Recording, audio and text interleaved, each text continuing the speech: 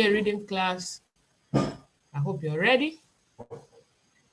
It's a reading class. Let's see how well we are doing with the reading classes. We've actually had this class before, so if you've been following us and if you've been going through the YouTube videos, I don't think it should be strange. So I expect that it should be more like an interactive class tonight.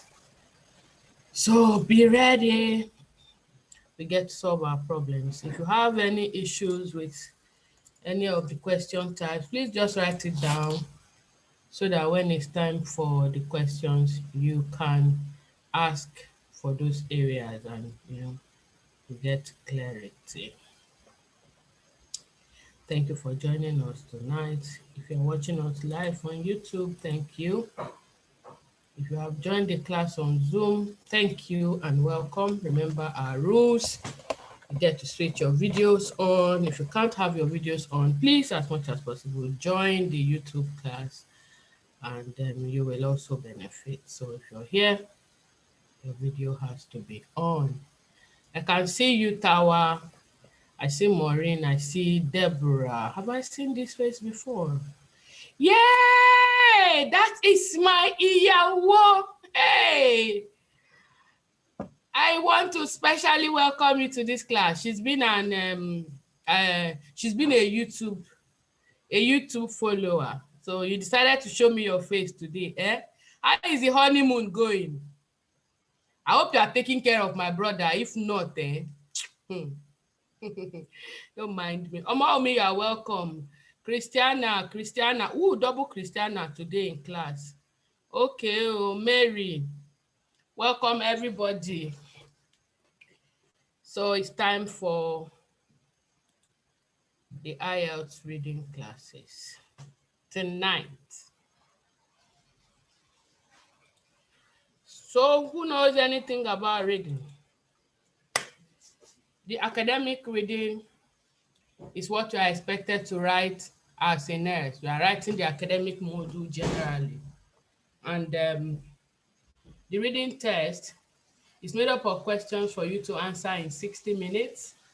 There's no time given to transfer your questions or your answers, unlike what we have in the listening test.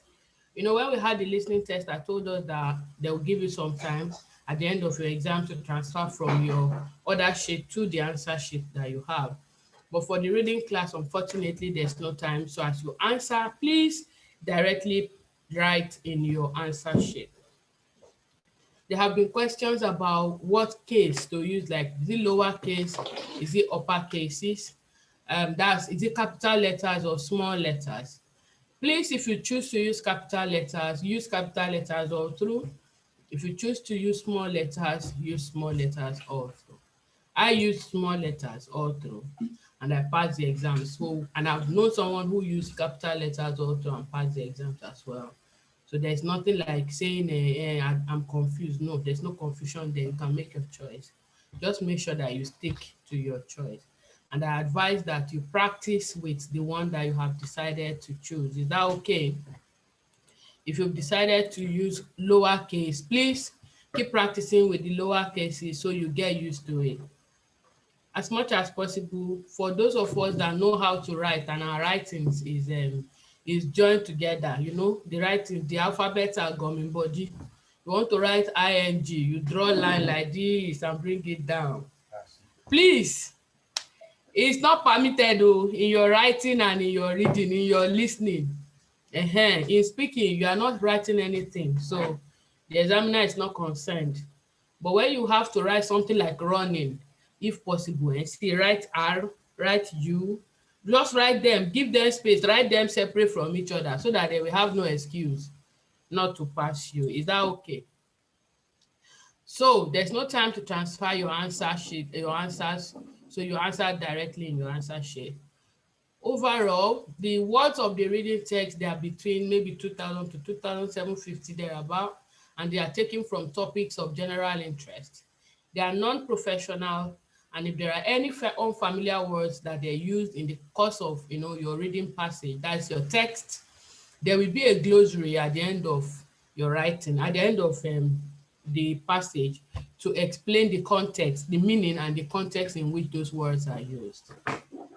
So tonight we are going to be discussing the various question types that you will find in your reading text. And we will discuss and do an example of the almighty true false, given, not given, or whatever you call it. I'm going to start with the multiple choice questions. On both the academic and the general IELTS, you are going to find multiple choice questions, otherwise known as the MCQs. All right. You will find them in 3 different forms. You will find those that they will ask you questions and ask you to choose one answer from 4 options, or choose 2 answers from 5, or choose 3 answers from 6, or even 2 answers from 6. Whichever way, you should know what to choose. The most common of them all is 4 options to choose 1. If you have been practicing, you will come across it. You may also have 2 different question forms, which is either for you to complete a sentence or to answer a question. Sometimes they'll give you some short words and ask you to complete them, or to read from the sentence and to complete them as well. So MCQs are testing your ability to understand the main ideas that are contained in the text and for you to look for specific information. So you will need to quickly identify the main idea in order for you to locate the correct section where the text, the correct section of the text where your answer is. And when you do this, most likely you'll be able to get what we call 50-50, where you have possibly 2 options that you know this one is incorrect. So you rule out those questions, and then you are left with 2 options or 3 options for you to make your choice. When you are left with 2 options to make your choice and anything happens in the course of it and you don't know the particular answer, please have a guess. Okay, have a guess, because you stand a 50% chance of getting the correct answer if you have been able to rule out the other options that you are left with 2. All right. So we are going to be discussing most of the common problems that we see. We'll be talking about the tips and we'll be talking about the strategies, okay, for us to pass the exams. Am I clear? Am I too fast? No, Joy is talking too much. She's too fast. This is just the preamble. We've not started anything. So, yes. Let me see. Is there any new person again in this class? Hannah Olatunde, Dennis Galadima. If you are not able to have your video on, please join the YouTube class. If not, I'll take you out of this class and you'll eventually not be able to join the YouTube class. Please, let's be obedient. If you followed the whole thing, you will find it there that we said if you have to join us on Zoom, you must have your videos on. And if we keep being disobedient, you keep interrupting the class and you keep breaking the communication between me and you, and at the end of the day, you may not get what you want. There's no crime in not wanting your video on. If you have a computer that does not have a webcam, there's no crime in it. Please join the YouTube class. Thank you. Okay, so what are the common problems that we may encounter when we have multiple choice questions? One of the problems is the fact that students read the questions before the answer. Students read the questions before the answer. If you do this, you are reading blindly because you are not sure what you are looking for. You also waste more time, and this is because you have to read the questions and then you read the text again, and then you just keep going over and over the same information. Another common problem or mistake that people make is the fact that they do not answer questions.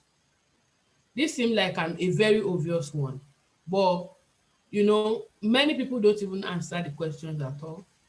Please don't follow those that believe that IELTS is negative marking. No, it is not. IELTS is not negative marking. If you fail any test, any of the questions, they're not going to subtract it from the ones that you have passed. So it's not negative marking. Make sure you don't leave any blind space, any blank space, sorry. Don't leave anything undone, all right?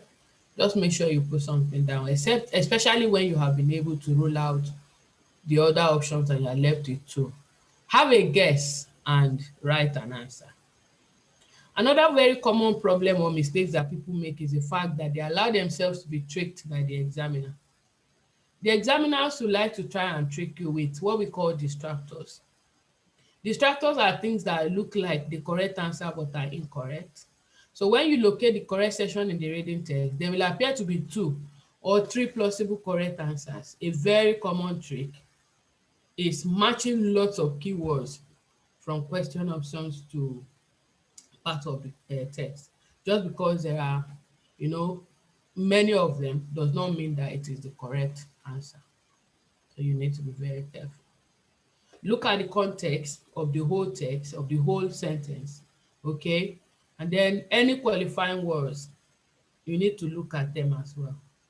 Because if, for instance, a text has said something is not too stunning, and then because you have seen stunning, you have replaced stunning in your brain with beautiful or glamorous. And in the course of the questions, you now see something like glamorous or beautiful. Meanwhile, there was an adjective before that word. You didn't take note of it. If you choose that word without the adjective, it gives it a different meaning. And at the end of the day, you will fail that very test. So you need to look for qualifying words like most, all, always, sometimes, very, often. Those qualifying words, you need to look for them. You need to be careful with them as well. Another very common mistake that we can make is the fact that we will not read the whole sentence. The first part of a sentence might look correct, but the second half of it will change the meaning entirely. Words like but and however can change the meaning of a whole sentence. And examiners know that you are trying to get the answers as quickly as possible. So they will try to trick you this way. And if you fall for it, they're going to score below your band, your required band, and you won't be able to make your exams as you should at the end of the day. Knowing that these are the problems that may occur, what are we going to do? What are the tips for you to take note of when you see multiple choice questions? What do we do? Number one is for you to read the questions before you read the text. Remember that I said people make a mistake of reading the text before they read the questions. When you read the text before you read the questions, you're reading blindly. But when you read the question before you read the text, you are looking for something, isn't it? I keep giving examples, different examples. You have a box that is filled with different colors of a particular item. And you go ahead to start reading, to start looking at the items. Maybe like for those of us that ate what they call go-go. Do we know what we call go-go? There's one chocolate sweet while I was growing up. It's chocolate and the inside is chocolate, Bonvita, whatever. But the outside is different colors and it's like sweet. Sometimes we lick it and allow it to melt in our mouth. At other times we just chew it. Don't laugh at me. I was once a child and I had a very lovely childhood. I saw go-go here the other day and I was tempted to buy, but I didn't buy because I don't want to eat chocolates again. Too much. I eat sometimes though. Here, they measure it. You just use scoop and measure. Anyway, that's not our story. So you have go-go. For those of us that have seen go-go before, you know that there's yellow, there's blue, there's green, there's virtually no color, especially the primary colors you will find in go-go. So you have a box that is filled with go-go, and then you have questions that is telling you to look for go-go green, go-go blue, go-go white, go-go whatever color. And then you go ahead to start reading the text. First, talking about how there exist different colors of go-go, how some children love color this before they don't like this color, how this color sells more than that. Oh my God, somebody has the color of go-go on her dress. Vera, good evening, ma. I can literally see go-go on your dress.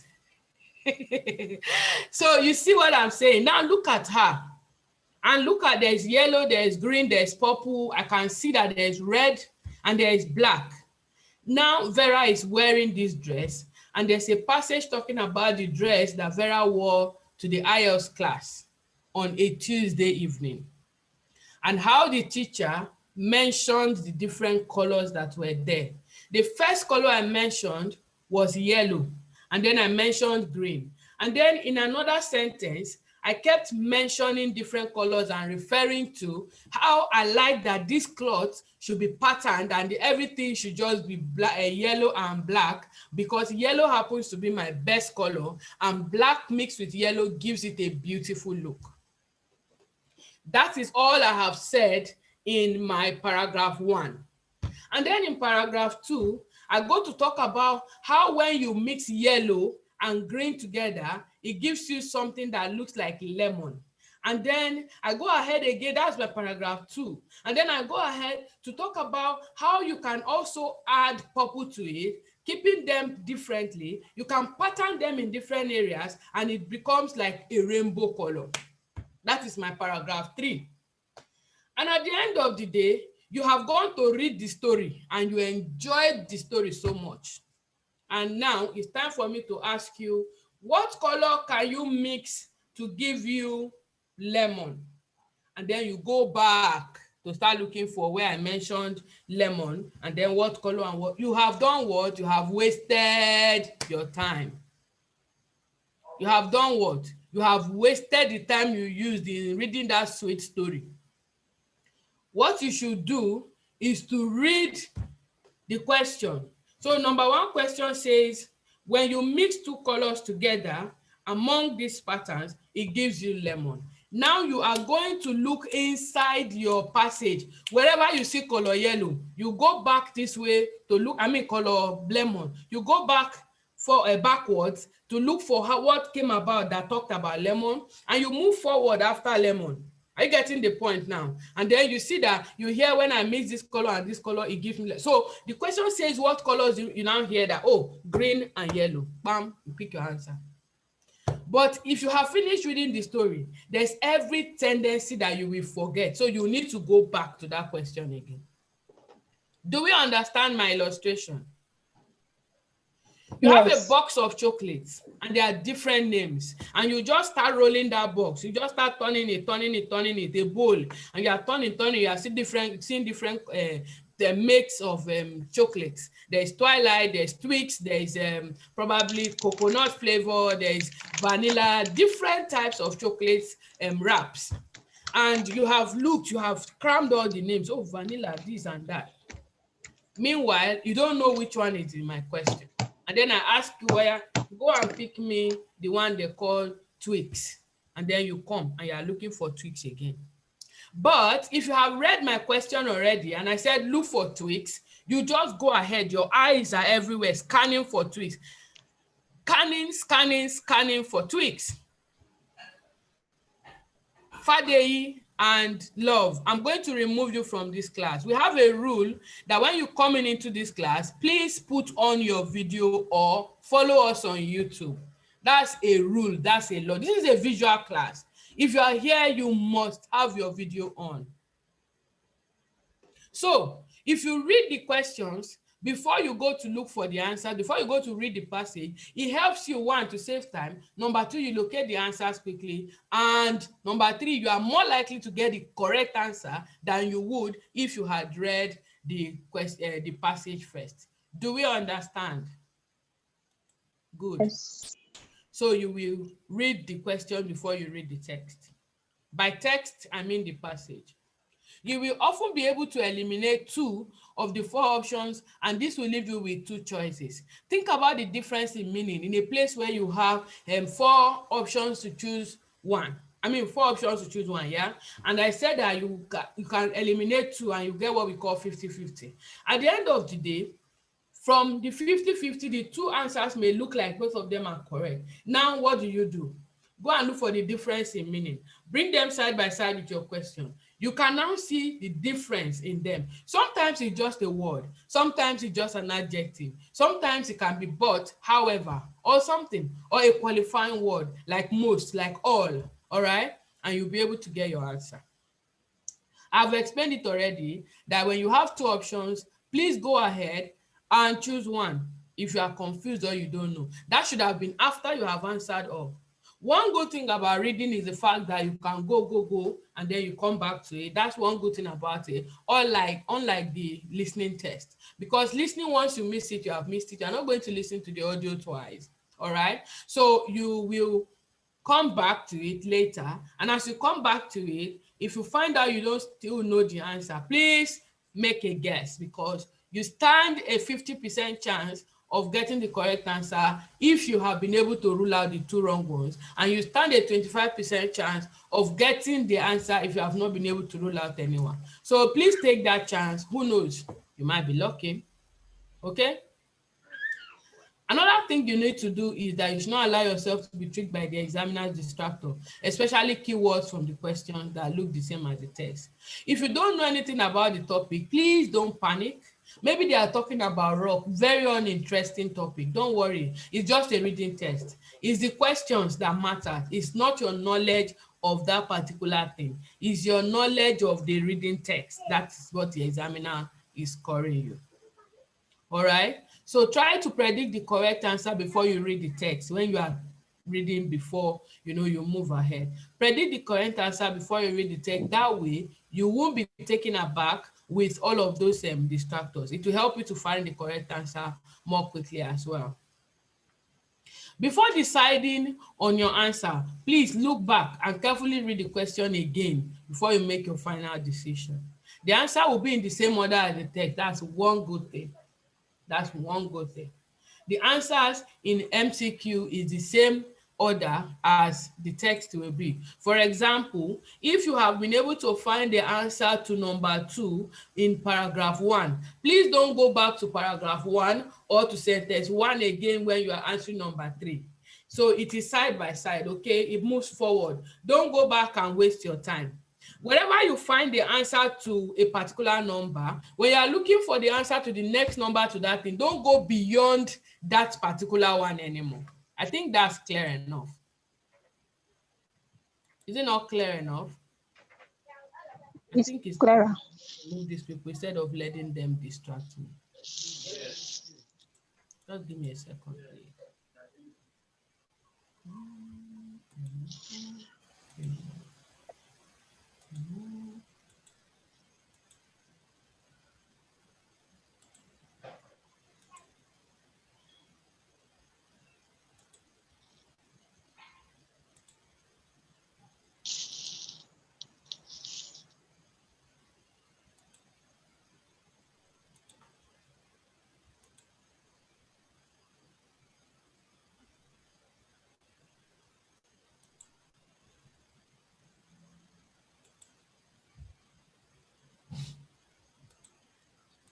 Sorry. I'm not going to let anyone spoil my mood this evening.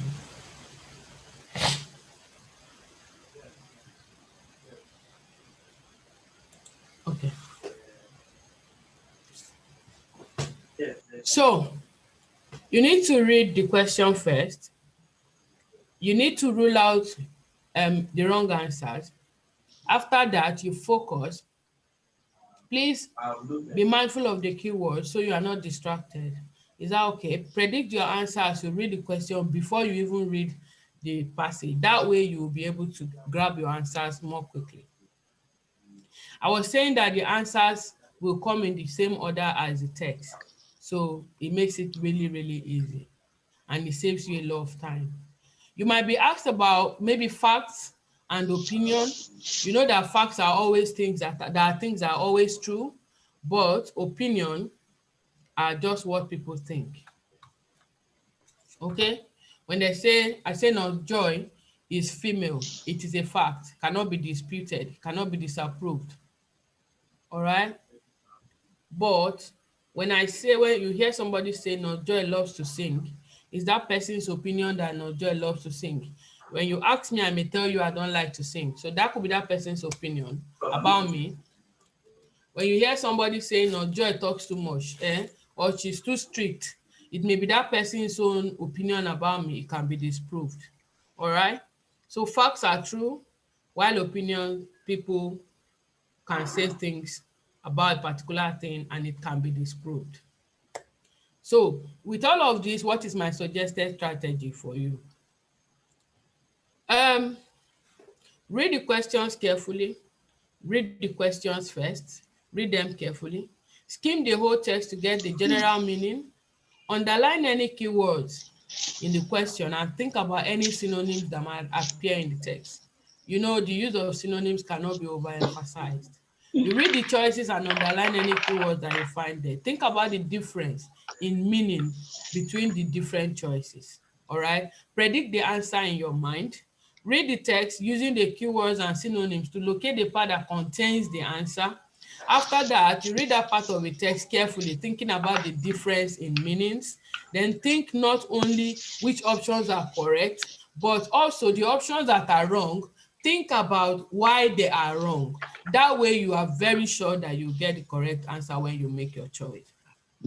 Before you finally make your choice, please go back to the question, read it again, read your answer again, and make sure you get the correct answer before you take. That is all about multiple choice questions. Any question?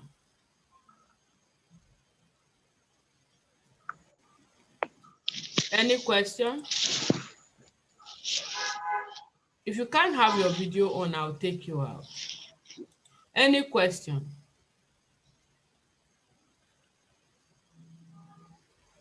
Oh, that's a perfect one. There's no question. Good, good. Okay, so we move. Next. Please, I have a question, ma'am. Next is matching heading. Matching heading. In the IELTS reading test, you'll be asked to match headings to sections of text. This type of question wants to test your ability to understand the main idea of each paragraph. MCQ tests your understanding of the main text, of the whole text, while matching headings test your understanding of the paragraph. Are you getting the difference? Headings are short sentences that summarizes the information in a particular paragraph. So you have to pick one from the best that summarizes the information in that paragraph. You'll be given between 5 to 7 headings depending on how many questions that you have under that particular session. And you are asked to match each paragraph in the reading text to one heading. So there are usually more headings than you will need. And so when you don't use all of them, please don't panic. Don't worry, because you don't need all of them.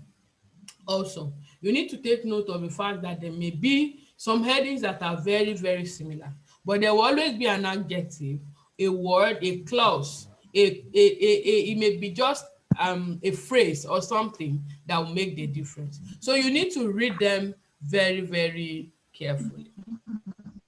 Common problems that we may have when we see questions that are matching heading. There's too many information to get through. That's one of the problems. And there's not enough time. Then sometimes people try to match a word or words from the heading to words in the text. You are most likely to see synonyms, all right, and paraphrases of those words. You're not going to see or to use word for word. If you find them, they are even wrong to start with. Those are likely the wrong options, all right? So please, as much as possible, the use of synonyms should not depart from your head because you shall need it on the day of the exam. Some of the headings may appear similar, like I tried to say, but there's always a difference. Then a lot of people read the first sentence of each paragraph and then they don't understand the main idea and they just go away, say, read the first sentence, read the last sentence. No, you have to read the first 2 or 3 sentences, then the last sentence. They will give you an idea of the whole of the paragraph, the information in that paragraph. Some people spend too much time on one paragraph or on one heading, and at the end of the day, they run short of time when there are simpler questions for you to have answered ahead of you. and eventually you don't get to that side because you have spent so much time rehearsing and practicing on one particular paragraph, and at the end you won't score the band that you require. Here, one of the problems here is the fact that the answers are not in the same order as the text. The answers are not in the same order as the text. So you need to go over and over and go over and over again. So how do we solve this? Do these questions first. If you are able to locate this kind of questions, once you get your IELTS, there's no telling of, don't go and start from number 14. You must start from number 1. No. It's not like that. You can start from any number that you want. Is that okay? So you should do these questions first. When you see this type of questions, quickly do them. This is because when you do this question first, you are able to understand the general meaning of the text as a whole, and it will now help you with the rest of the questions that require you to take a more detailed look at the text. You are expected to also read every word. You are going to read every word in the course of the text, in the course of your whole exam, but in this particular one, they don't expect you to read all of the words. You just need the main ideas. You just need the main ideas. So when you now have the main idea, later on when you have to read it, you already know what you are looking for. So it makes you faster, okay? And it helps you to locate your answers more easily. You are not expected to read every word of the text in this particular type of questions because it will take too long and you don't have time for this. So what do we do? In this kind of question, you are only expected to understand the main idea of each paragraph. And a good way to do this is to do what? Read the first 2 or 3 sentences in that paragraph, then the last one. If there are words that you don't understand, please don't worry about it. You should only worry about the general meaning of the paragraph, not individual words, okay? Even native speakers of English, they fail when it comes to this particular one. Be aware of synonyms. I keep saying synonyms, and I've not even started talking about synonyms. You are still going to hear more about synonyms. Synonyms, synonyms, synonyms. For example, a key word in the heading might be maybe beautiful. However, the word you are looking for could be as many different synonyms of what? Of beautiful, like what? Attractive, pretty, lovely, stunning, glamorous. Those may be the words that you will see. So if you are the type that is looking for word, or you're for you, you need to know synonyms, please. If there are 2 or 3 headings that are very, very similar, write them beside the paragraphs, bring them beside the paragraph, okay? And trying to find out the difference between these headings. Remember that there are keywords that make differences. So check, what are the keywords here? How does this change the meaning? How does this keyword change the meaning of this sentence? Okay, which one matches this paragraph best? So which one am I going to choose? That should be your exercise. If you still can't decide which one suits best, please move on and come back to it later. The answer will normally be easier for you to find when you have done the other questions. When you've marked more headings, you will discover that maybe the heading you were disputing, the 2 or 3 headings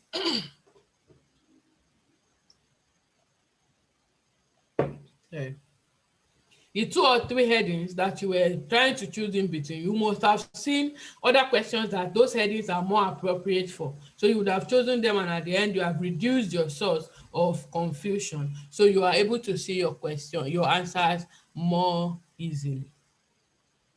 Ignore anything that you already know about the topic. You are being tested on the text only.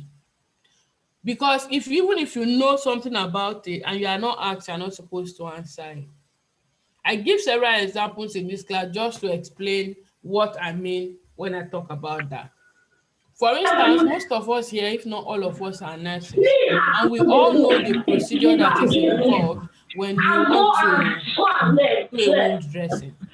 You know that you need to close the windows, you need to inform the patient, close the windows and doors, switch on fans that can transfer or maybe blow off microorganisms and all of that. You need to scrape patient, and then your wound dressing, if there's an old dressing on it, you need to wear glove. Okay, remove the old dressing. You're not going to dress the wound with the old the used glove. You have to put it on another one. It's actually supposed to be an aseptic technique. Okay, it's an aseptic technique. You wear your apron and all of that. And then in an exam situation, you are now seeing them talking about wound dressing. There's no mention of apron in the main text. There's no mention of, so you are now like, these people don't even know what they are doing. And probably in the course of your questions, you will find that there are some other things. They will write it, and maybe some other procedures or some other equipment or some other things that you would have done other than what is none of your business. If they ask such a question, it's none of your business. The reason is because you are working based on this particular text that you have been given, irrespective of the knowledge of that particular topic that you have in the previous years or previously. It's none of your business. Face what you are given, because this is a reading text. It is not a test of your knowledge about that topic. It is a test of your knowledge on this reading passage at this time. Is that okay? Do we Yes, ma'am. understand? Yes, ma'am. In as Yes. much as we say that you should finish on Yes, time, ma'am. it does not mean that you should read too quickly. Because if you read too quickly, what will happen is you can miss out some vital information. In my experience, many people at the end of the day, they will make so many mistakes if you tell them or if you advise them to read very fast. Some will tell you, be fast. It's not about being fast, but how well. It's better to, read a little slower. In as much as I want you to learn how to read fast, it's better to be a little slower and get the correct understanding and get the information than for you to finish 15 minutes, 30 minutes before time, yet your answers are all wrong. Don't panic if you know nothing about the general topic of the reading test. IELTS reading test is a test of the knowledge of this topic and not the test of of this passage and not the test of your knowledge of the particular topic.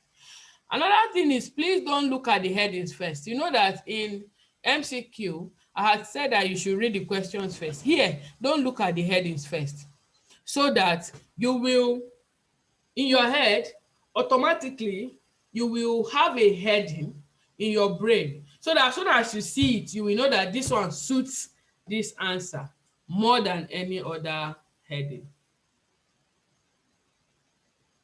Do we understand?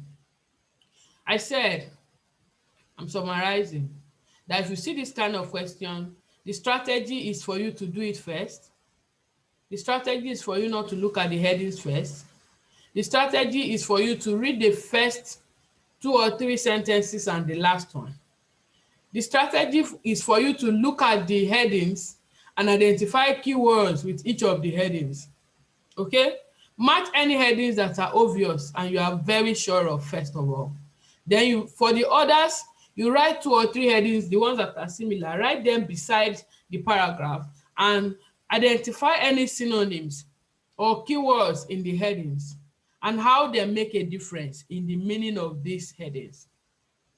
If you still can't pick one, please move on. The answer will often reveal itself when you have nearly finished everything.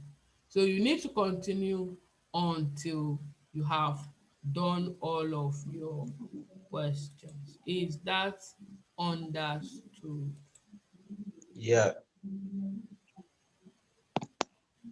Oh, sorry, I didn't see this since I would have done it myself.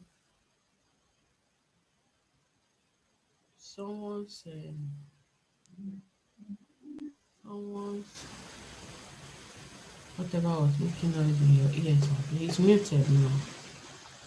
When you come into the class, automatically, for some of us, we set our Zoom to always stop. You set your microphone is on. So as soon as you come in, you put it off. All right?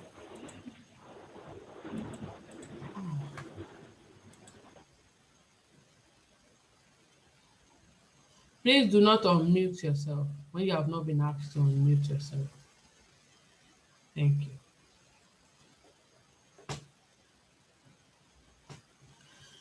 So yeah, any question about matching heading? No question. Yeah, any question about matching heading? No question. We'll be fast today because it looks like we understand this very well. And this will give us time for some people to do their speaking tests. So if you have not done your own and you are in this class, you may be lucky to speak today. The next one after matching heading is matching information. In this kind of questions, you are asked to match statements to paragraphs in the reading text. The first one, what were you doing? We are matching heading to paragraphs. Here you are matching statements to paragraph. So for instance, this kind of question, you see, they will say, talking about maybe a research that was done and different people had different hypotheses about certain things, different theories, different contributions, and in your choices, you now see so and so person who said so and so thing, or who found so and so thing, or this and this and this was discovered by this, or contributed that contributed. You now match the heading to the information to the paragraph. Here you are matching statements, something that is said. It's not just a heading. A heading could be just 2-3 words, but here it is a complete statement that you are matching. That's one of the difference between matching heading and matching information. The statement could be a reason, could be a description, it could be a summary, it could be a definition, it could be a fact, or it could be an explanation of something. Whatever they are really does not matter. You are just expected to have general knowledge. You are not expected to have any specialist knowledge in the reading test. You do not need to understand what the whole paragraph is about. Just find specific information in the paragraph and match it to one of the statements. This is the type that the answer will normally be contained in the whole phrase or in a sentence rather than in a single word like we have in matching heading. There will normally be more heading, more information than what you need. So don't worry, just like the matching heading, you will not need to use all of them. Do not panic, just go ahead and answer. Here also, the answers do not appear in the same order as the question. So what do? You have to be able to skim through the information, skim through the reading text to get a general meaning of the paragraph. And that's the reason why you should do matching heading first. Because when you do matching heading first, it has given you a general knowledge. So you need to know, have a general knowledge to know the general meaning of each paragraph. And you will also have to scan for specific words within the paragraph. So if you had done your matching heading first, you already know the general meaning. When you see this kind of question following it, what you need to do is just to look for specific information within the paragraph, because it is more likely that you'll be looking for synonyms, that is words that are different, okay, but have the same meaning or nearly the same meaning. And then you are looking for paraphrases also, rather than keywords, direct words from the question statements. When you have found the word or the phrases you think might give you the correct answer, you have to carefully read it again, read everything in full, okay, in order for you to understand the meaning, to be able to decide if it is really the correct answer or not. The biggest problem is the fact that you need to look at the whole text here. So if you have succeeded in doing your matching heading already, reading the whole text here will not waste your time anymore. The answer could be anywhere in the text. So here, you are not just going to scan and you leave it to, you skim and leave it. You must read everything. You must scan through everything. The answer do not come in the same order, so it's a bit difficult. It takes more time. Also, the answers might not be in the main idea of the passage. So if you are the type that have said, they said we should read first two sentences and go to second. No, here it does not apply, because the answer can be anything, can be hidden anywhere. So you have to read all of the information. There's so much irrelevant information here that you do not need to consider. So you should do what? Do this question last. I said do matching heading first, then do matching information last.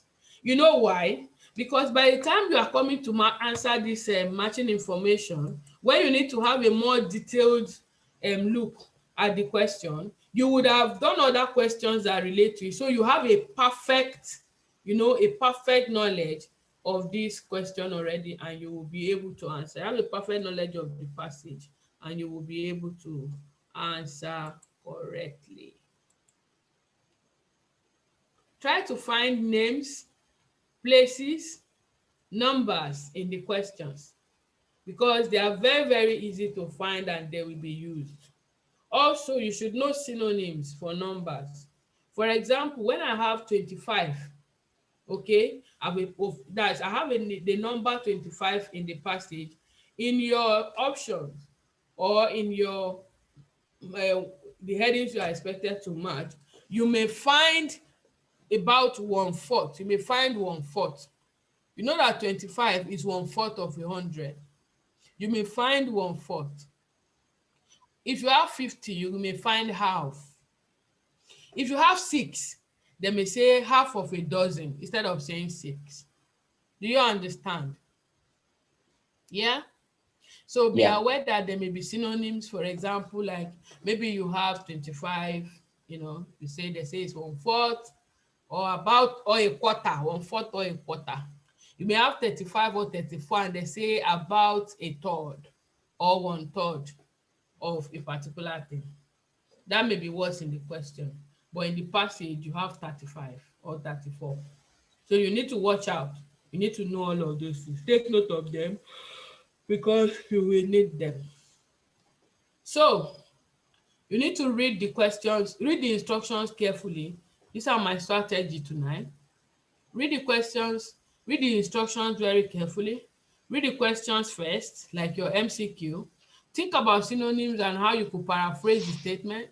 This will help you to identify the answer on time, because saying each statement in your own words can help you a great deal to know where the answer is located and to identify it quickly when you say it. Quickly skim the reading text to try to understand the general meaning if peradventure you did not do your matching heading first. Okay, so you need to skim to get a general knowledge, then read the question statement again to predict which paragraph contains the answer. Then you scan the text paragraphs you think might contain the answer for the synonyms. And if you find a possible answer, then you can underline it. Mark your answer, pass your exam, go your way. And if there's anyone that you have not answered, you left, please go back to it at the end of the day. Do we understand this one as well? Is this clear to everybody? Yes. Yes. Is it clear to everybody? Yeah? Yes, ma'am. Yes. Good. Thank you. Yes, ma'am. The next one is labeling of a diagram or labeling of diagrams.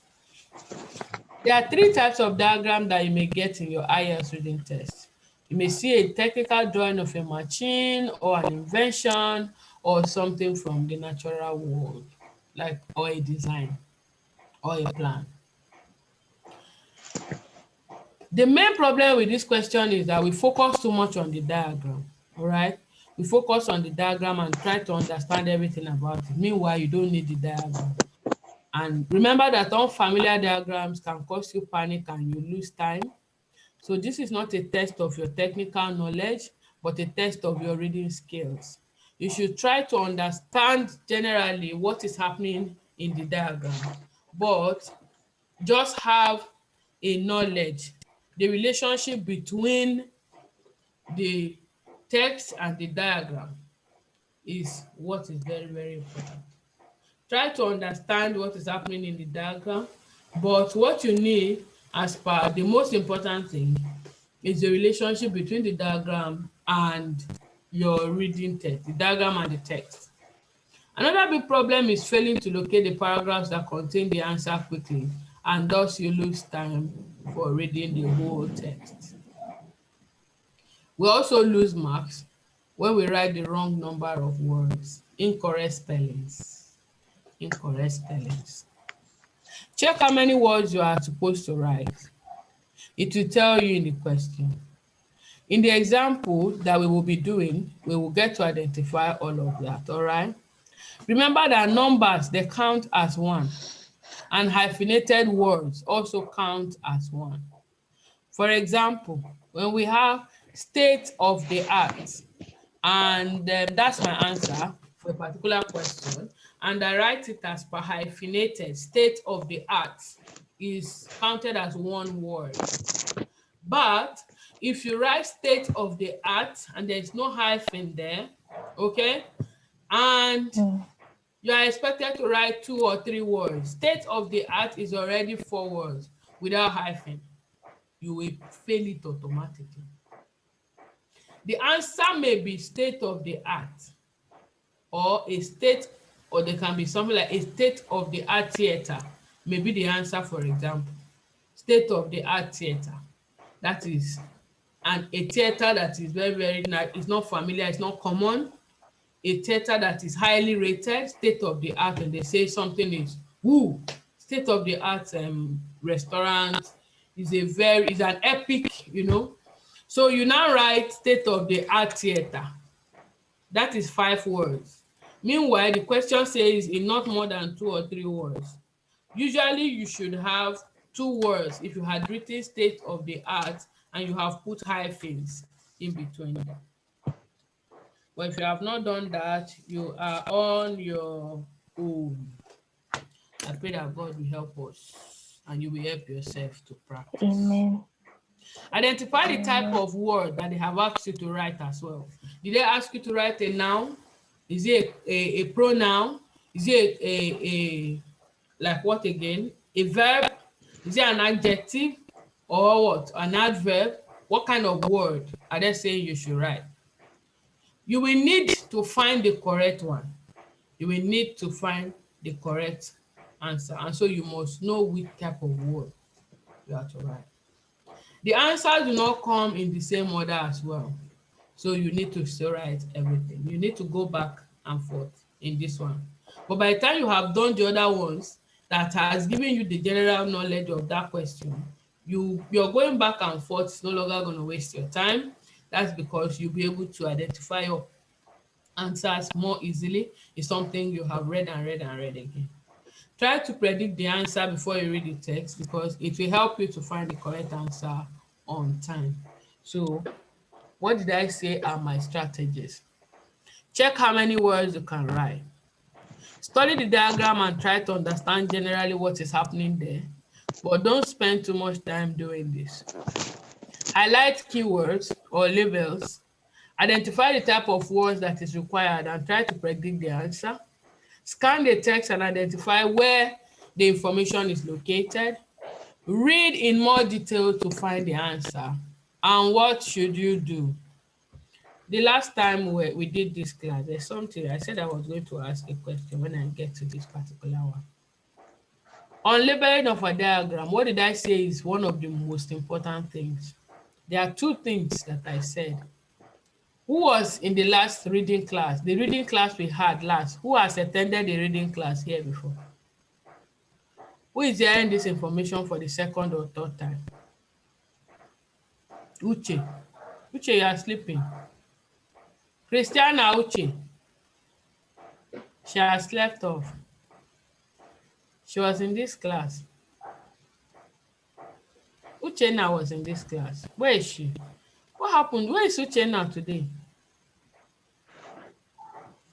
Hannah, you were in that class. Hannah Oni, you were in our reading class. Yes or no?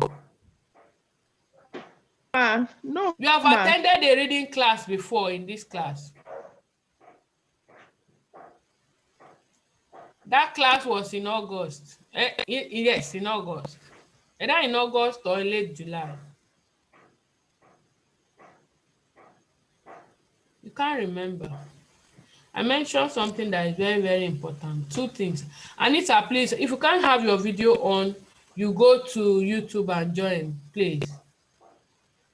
2 things very, very important. Your number of words and your spellings. Number of words and spellings.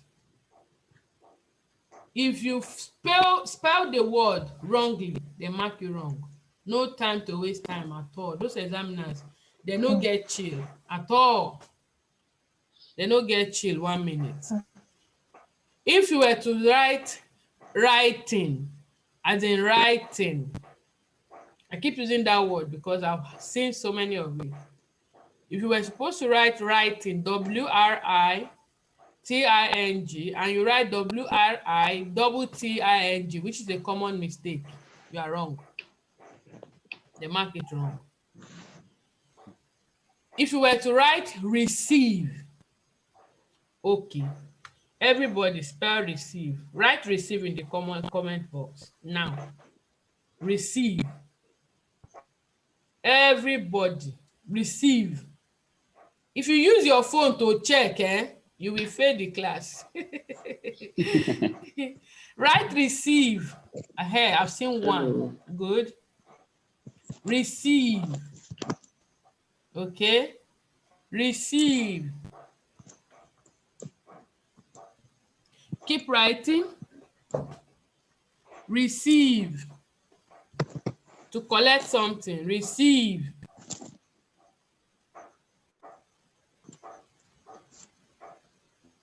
I've not seen for everybody. I've seen for a few persons, and I want everybody's own. So write it. Keep writing. If you have not written, write. Sharply, sharply. Write.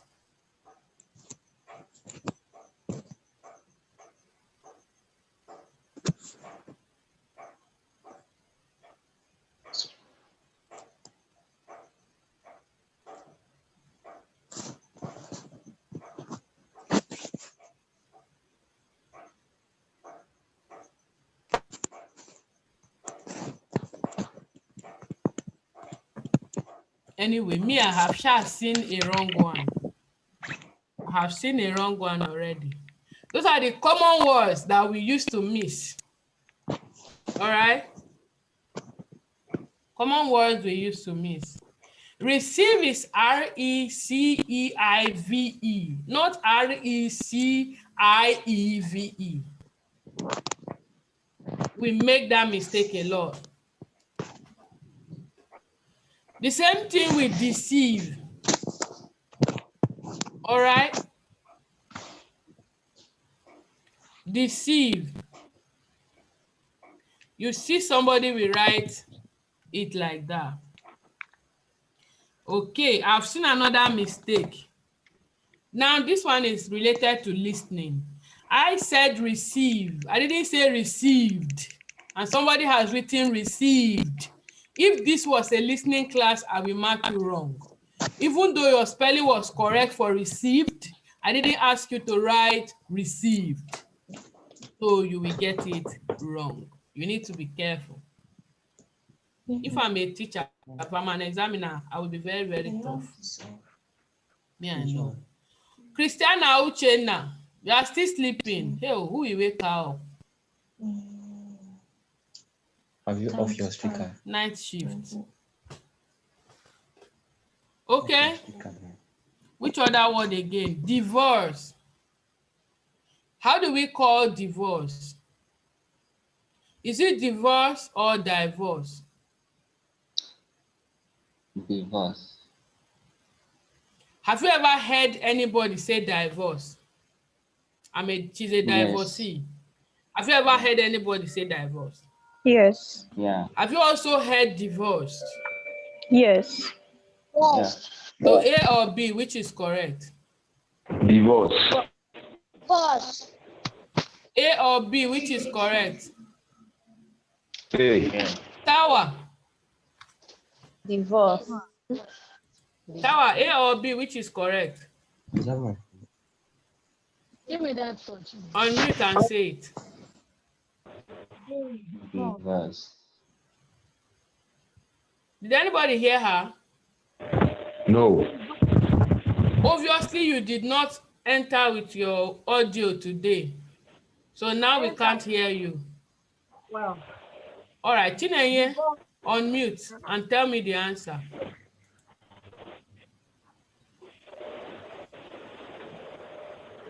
Divorce. There's a problem with me. Say it again, please. Divorce. Aha. Sorry, it's like it's me that the problem is from. You know, when you have people that are helping you to operate your computer. Aha. Oh, I can hear now. You see, man? Because they were playing game, they connected their whatever ping ping ping to my computer so that I won't know. As I came in after we had a fight concerning the computer they broke, I will be sitting down like this. These children will be doing something now. No. That's why they muted me and I didn't know. I was thinking that it's you people. You are laughing, but Peter, because you used to do it too. It is well with you people. In Jesus' name. All right. So the correct answer is what, Maureen? Please tell me. Chinenye. Divorce. Any objection? There's no objection. But I know somebody in this place that is saying divorce. Now you're all saying it's correct. Anyway, thank God you got the correct one now. So just know it that it is divorced. And it is a divorcee, not a divorcee. Okay? Thank you. So I was telling you something about the most important things, or two very, very, very important things in your reading test and in your what's the name of this one that we are doing now? In your labeling of a diagram, your spelling. Okay? Your spelling. Sorry, I need to reply this. Okay. Your spelling has to be very, very correct, and your number of words. If they say in not more than 2 words and or a number, it means it can be 2 words, it can be 2 numbers, it can be a word and a number, and it can be a word, it can be a number. What do I mean? It can be less than 2, but it should not be more than 2. Thank you very much for listening. So check how many words you can write, study the diagram, try to understand generally what is happening. Don't spend too much time doing this. Highlight the keywords or the label, identify the types of words that is required, try to predict the answer, all right, before you get there. So you have like a ready-made answer or like a guide that helps you to locate your answer. Scan the text and identify where the information is located. Read in more detail to find your answer. Check your spellings. Check your spellings. Check your spellings. Thank you. Any question on this one? No question. Any question? Any question? Going? Gone. All right. So the next one is sentence completion. If you have questions, keep it. We'll still take it at the end. I'm just asking so I know what we are following. All right. So in sentence completion question types, you'll be given several sentences with gaps in between them and asked to complete the sentences with words that they will give to you or ask you to take from the reading text. These questions are as much a vocabulary test as they are a reading test because they require you to be aware of paraphrasing and synonyms. Note that if an instruction says not more than 2 words from the text for each answer, it means that we can write 1 or 2 words only.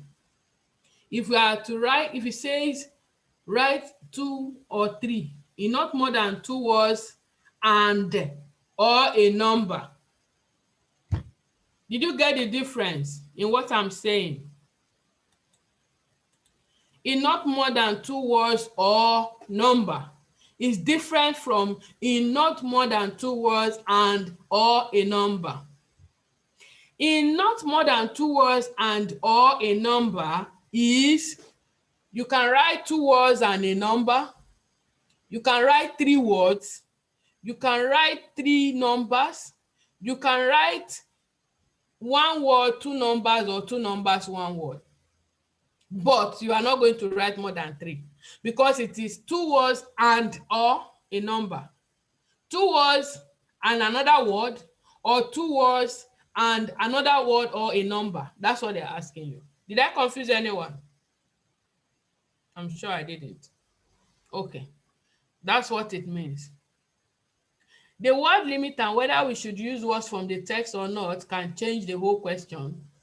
So read them very, very carefully. The use of paraphrasing and synonyms. For you to do well in the IELTS reading test, you have to understand what paraphrasing and synonyms are, because in Cambridge exams, they use them so much in their reading test and in the listening as well. And they expect you to use them in your writing and in your speaking.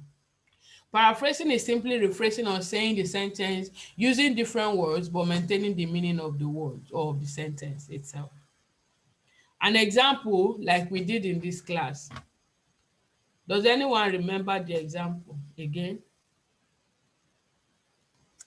I'm going to write it so that you will write your own.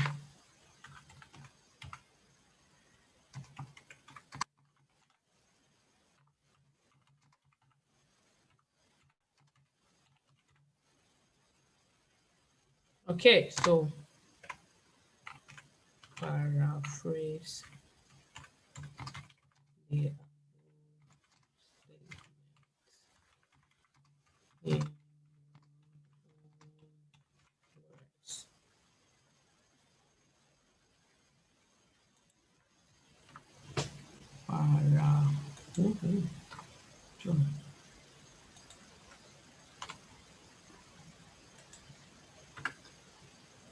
Okay, so I have written something. Everybody go there. Read what I have written and write them in your own words. Give me the same statement, different words.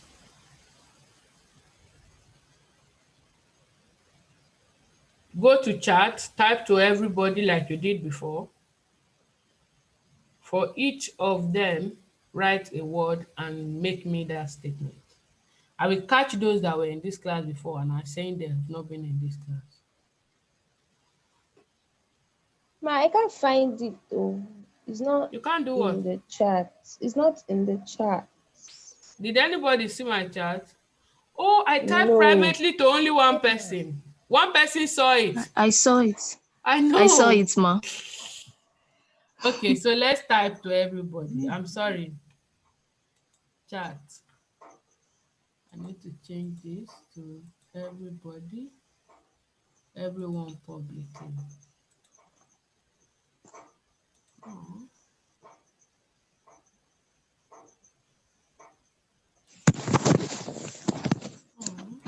What am I doing? Everyone in the meeting, okay? So the thing is,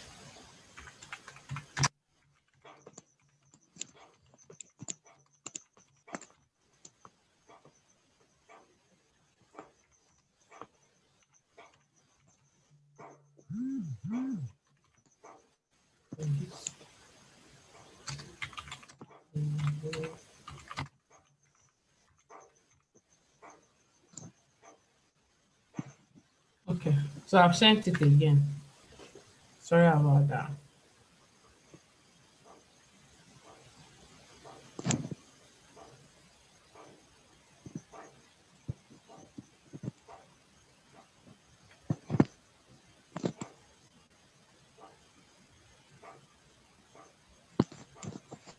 Please answer to everyone.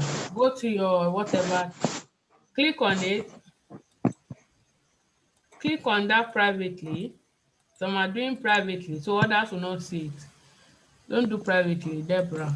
Click on yourself Okay, ma. and then type. All right, type to, you'll find everyone in the meeting. All right.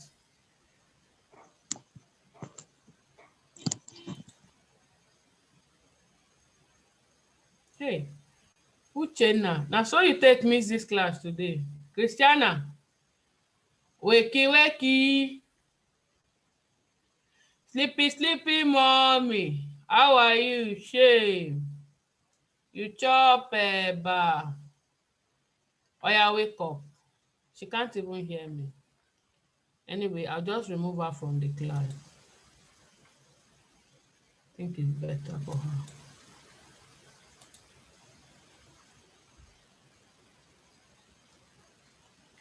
Okay, so I've seen one.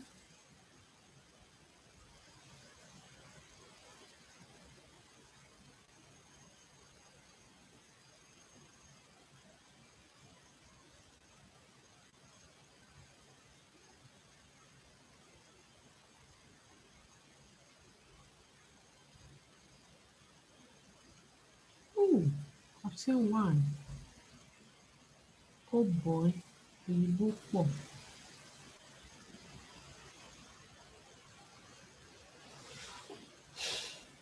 Thank you very much for responding.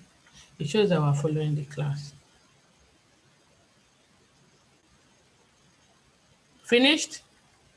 Mary, are you writing? Mary, you are not in this class, Abi. Mary Talume, your video is off.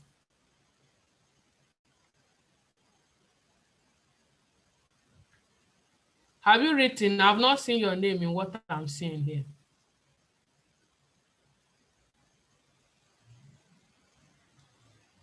I've written. How come I did not see your answer? I've not seen your answer. Are there answers that I'm not seeing here?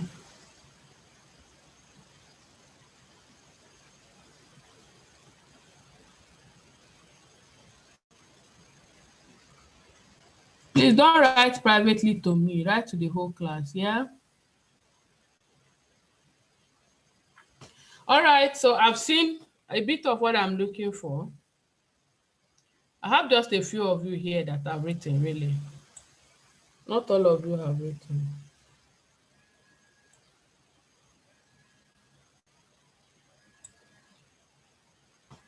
I'm seeing answers from just 1, 2, 3, 4, 5, 6, 7, 8.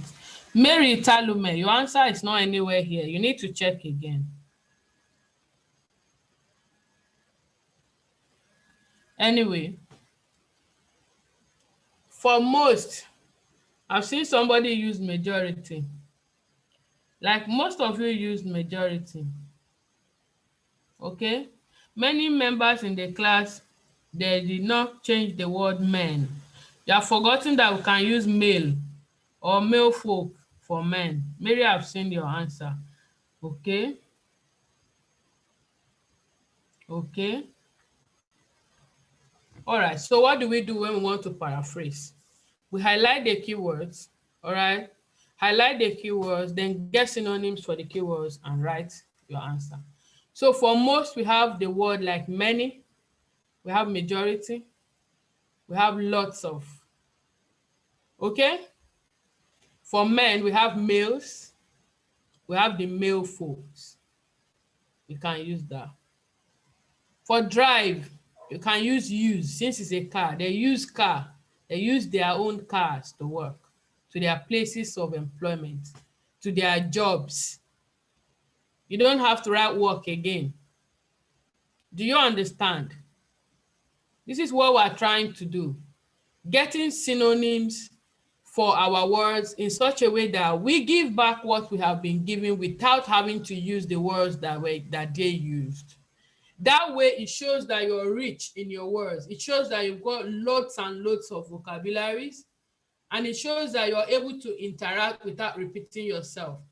It shows that you've got different ways of relating in this with the same information to different people or on different occasions without having to say the words as they were. That way, you're not changing the meaning, all right? But you're using different words. Drive, use. Cars, automobiles, vehicles, Abi? Vehicles.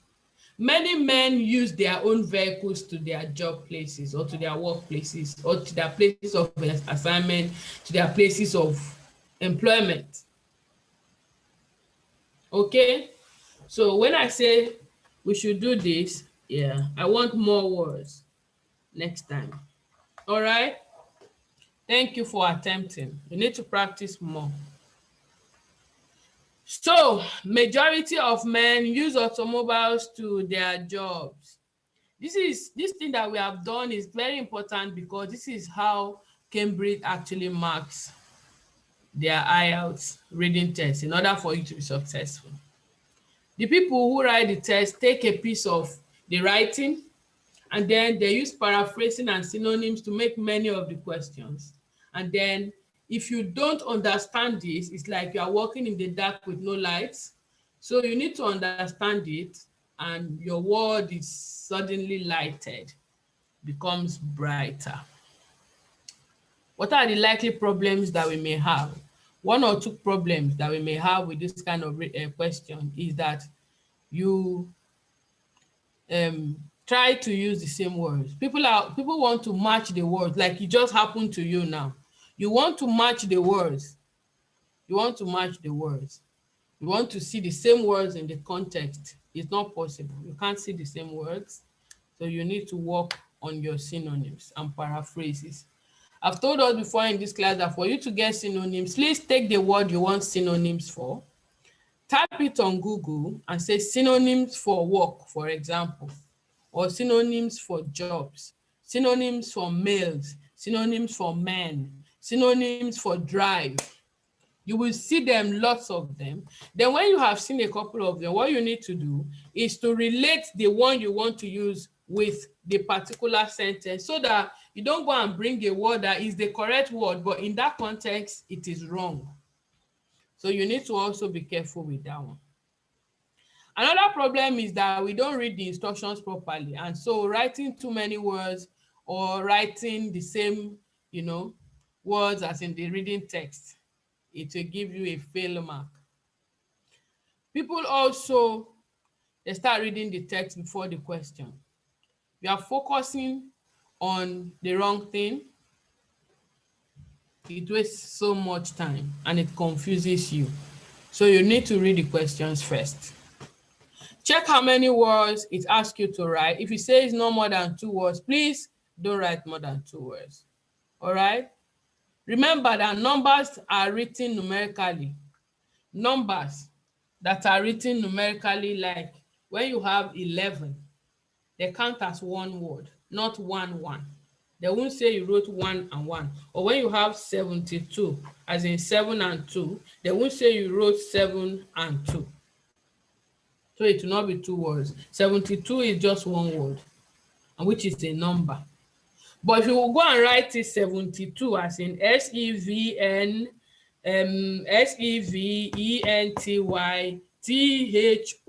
you have written what? 2 words. Do you understand the logic? If you have 24, it's a number. They consider it as a number. But if you write 20, then 4, as in FOUR, 4. 20 and 4 are 2 numbers. So you need to be very, very careful how you answer your questions. If no, you say, I didn't write, how come? How can I fail? I did this thing very well. It's a lie. Please be careful. All right? Remember that your answer should be grammatically correct at the end of the day. So you need to check the type of word that fits in the space. If it is a verb, a noun, an adjective, an adverb, or whatever, you need to check. It will help you to answer the questions much more correctly. And when scanning for your answer, make sure you are thinking about paraphrases and synonyms. Okay? Strategy. What are we saying in the strategy? I've discussed it already. Read the instructions carefully, noting how many words you can write, and if they want you to include the exact word from the question or not, you will know it will be there in the instruction. If there's no instruction for that, please look out for synonyms. Okay? Locate where the information is by scanning quickly, and if you can't locate the answer quickly, please move on to the next one. When you have done the rest, come back to it. Read the incomplete sentence and predict what the answer in that space should be. Study the reading text more carefully to establish the answer. Check your spellings. Okay? Check your spellings. So that is that for what have we discussed. Sentence completion. Now we are going to be doing summary completion. Summary completion is different from sentence completion. In sentence completion, they take sentences from the main text and they write incomplete sentences for you to complete. Sometimes they give you words, at other times they don't. But mainly for sentence completion, they don't give you words, they just expect you to fill them in with synonyms. It is in summary completion that you will get words. All right. So in summary completion question types, you'll be given a summary of information from the text, and there will be some gaps in the summary, like in sentence completion. And here you will either be given a list of words to fill the gap with, or asked to find the answers in the reading text. Your job is just for you to insert the words from the list into the gaps.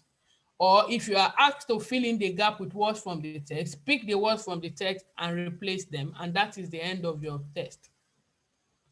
Usually when they give you words to use, there will be more words than you need, so don't worry. All the information contained in the summary will also be contained in the reading text, but they will use synonyms and paraphrasing, so don't expect to see the same words. Summary completion question will be the ones that will test your ability to understand the general meaning of the summary. They will test your ability to scan for the correct information in the text, and they will also test your ability to identify synonyms and paraphrases. Okay? The common problems with this kind of question is that they do not expect you to have a detailed understanding of the text, but some people want to read and understand everything. If you do this, you will be focusing more on this particular text, and you will fail to answer your summary correctly. Some people read the summary and then look for the exact same word. Please don't look for the exact same word. Another mistake is to ignore grammar rules. Your sentences, the whole paragraph must be grammatically correct. If the paragraph is not grammatically correct, then it means you have the wrong answer. So go back to it again and see how you can identify the correct answers. Do we understand? Yeah, we understand. So what do? You must try to predict your answer first before you look at the options. It will help you to spot the correct answer on time. Know whether the gap should be filled with a noun, a verb, an adverb, an adjective, or what. Look for synonyms, okay? Don't look for the exact word. If you look for the exact word, then you miss out of the whole thing. Don't spend too much time looking for the answer to the question if you can't find it. Mark what you think might be correct and move on. So if you focus on that one, there are easier questions, like I said, that you may not be able to, answer at the end of the day. All right. Another thing is, like multiple choice questions, the answer here comes in the same order as the question. So that's a good one.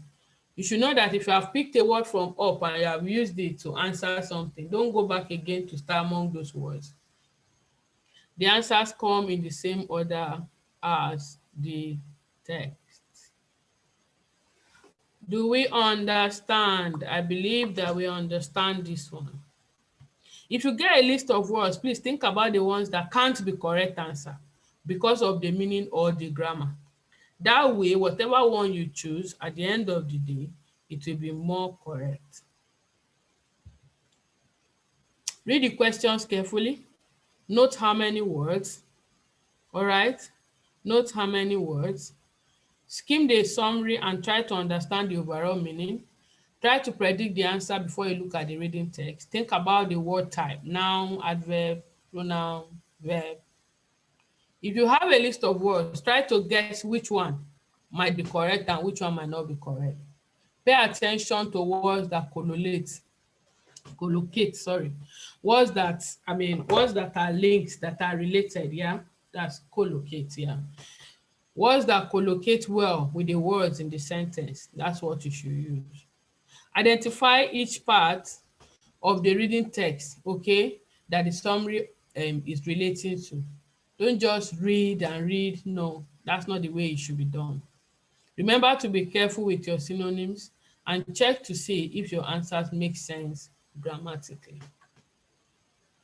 The next and the final one is true, false, not given, yes, no, not given. True, false, not given, yes, no, not given. We're going to do this exercise. I promised the last time that we're going to do an exercise, so maybe we'll do that. And if we still have time, well, we may do something else. But if not, we may just forget about it for now. All right. So let's see. What do we have?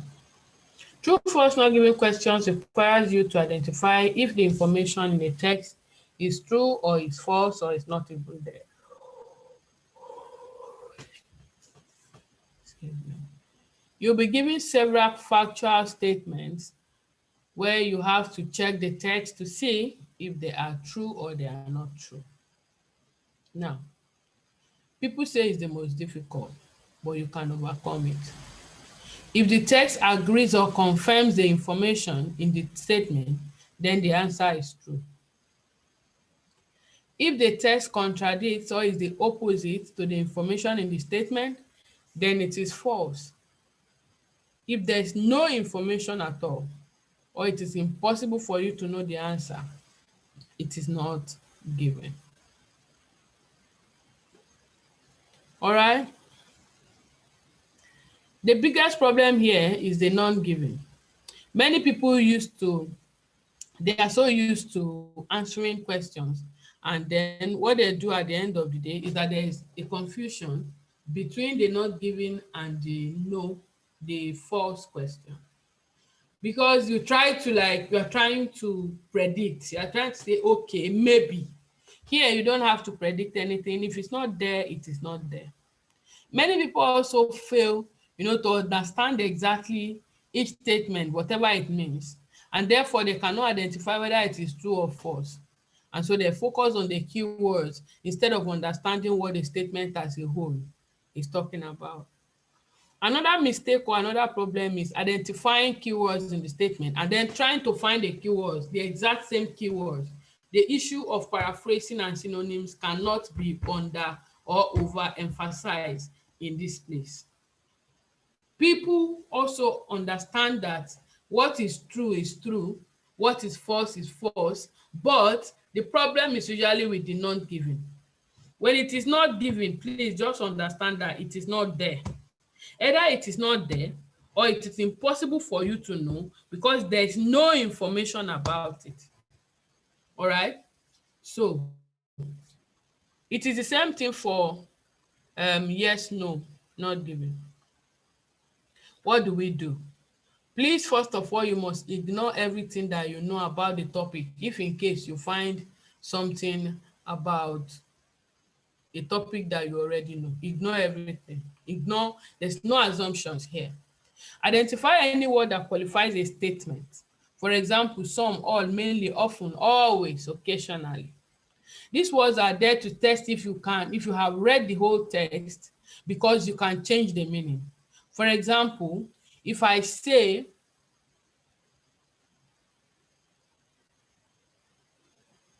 that Joy is a British citizen. In the statement, they have told you a story. And in that story, all right, so my name is Joy Agagwu. I have relocated from Nigeria, my country, to Britain, where I desire to be a citizen at the long run. Now listen to these statements. Joy relocated to the UK with her family. True, false, or not given? Not given. Why is it not given?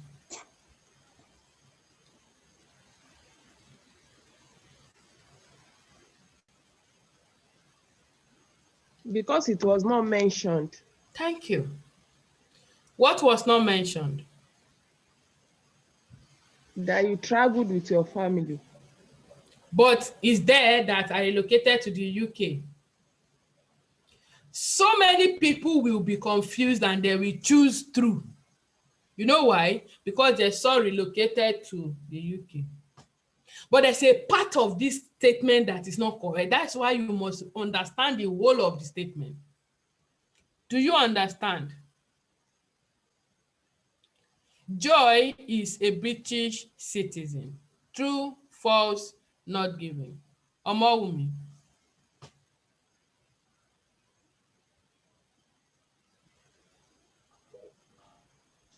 False. Why is it false? Because you are not a British citizen, you are a Nigerian citizen. But they mentioned British citizen in that statement. Yes, but it said you relocated to Britain because I relocated from Nigeria and then I aspire or I desire to be, but I am not yet. Yes. But there's a part of this statement that is correct. But something has made it not to be correct. So the answer is what? False. Okay? Joy claims to be a British citizen. True, false, not given.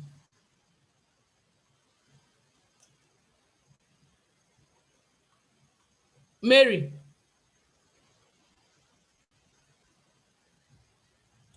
Answer. Unmute. True. Because I claim you are trying to be. So have I claimed to be? Yes, you claim to be. Because The answer is aspiration. false.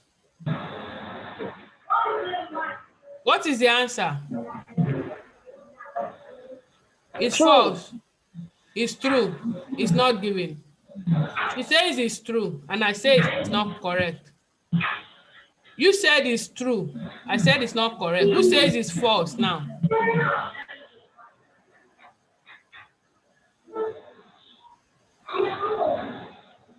I said it's false, but that's not correct.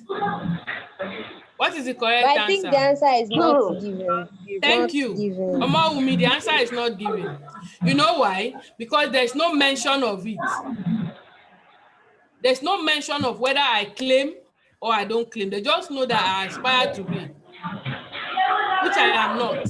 You had a previous answer that says she is not, all right? Okay, another question from that same statement. Another question. Who is this person making noise?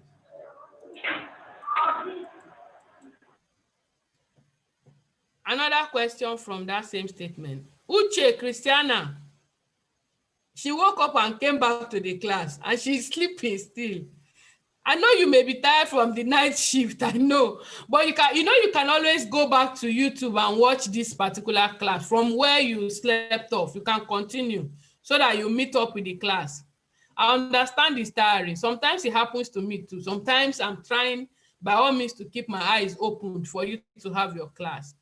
So if you are tired, I will understand perfectly, okay? So you don't end up, the sleep, sleep on. The class, gain am. You have lost too. All right. Joy is a Nigerian citizen. True, false, not given. Linda. Your turn. Good evening, ma'am. Good evening. How are you today? I'm fine, ma'am. Did you hear the story? Yes, he said Joy is a Nigerian citizen.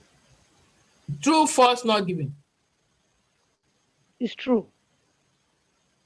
How is it true? It's true because Joy is in Nigeria. She's a citizen of Nigeria already. How did you know? Did they mention it? The answer is not given. Yes. I relocated from Nigeria. Is that not what I said? Did I mention that in that statement that I made? Who heard the statement? Deborah, did I mention that I am a Nigerian citizen? No, ma, you didn't. I said that Joy relocated from Nigeria. I may be South African, but I relocated from Nigeria. So when there's no information about that thing, it is not given. When it is impossible for you to know, it is not given. When it is true or false, it's either there or not there. When it is the opposite of what was said, the answer is false. When it is what was said, then the answer is true. If I had said Joy did not relocate from Nigeria, or I had mentioned that Joy relocated from South Africa, is it true or false? It's false, because the statement says Joy relocated from Nigeria and not from South Africa. It is the opposite of what was said. So true and false is easy for you to identify. But when it comes to not giving, which is the most difficult options, you need to be critical. Many of you, now I told you not to allow yourself to be affected by your previous knowledge on this topic.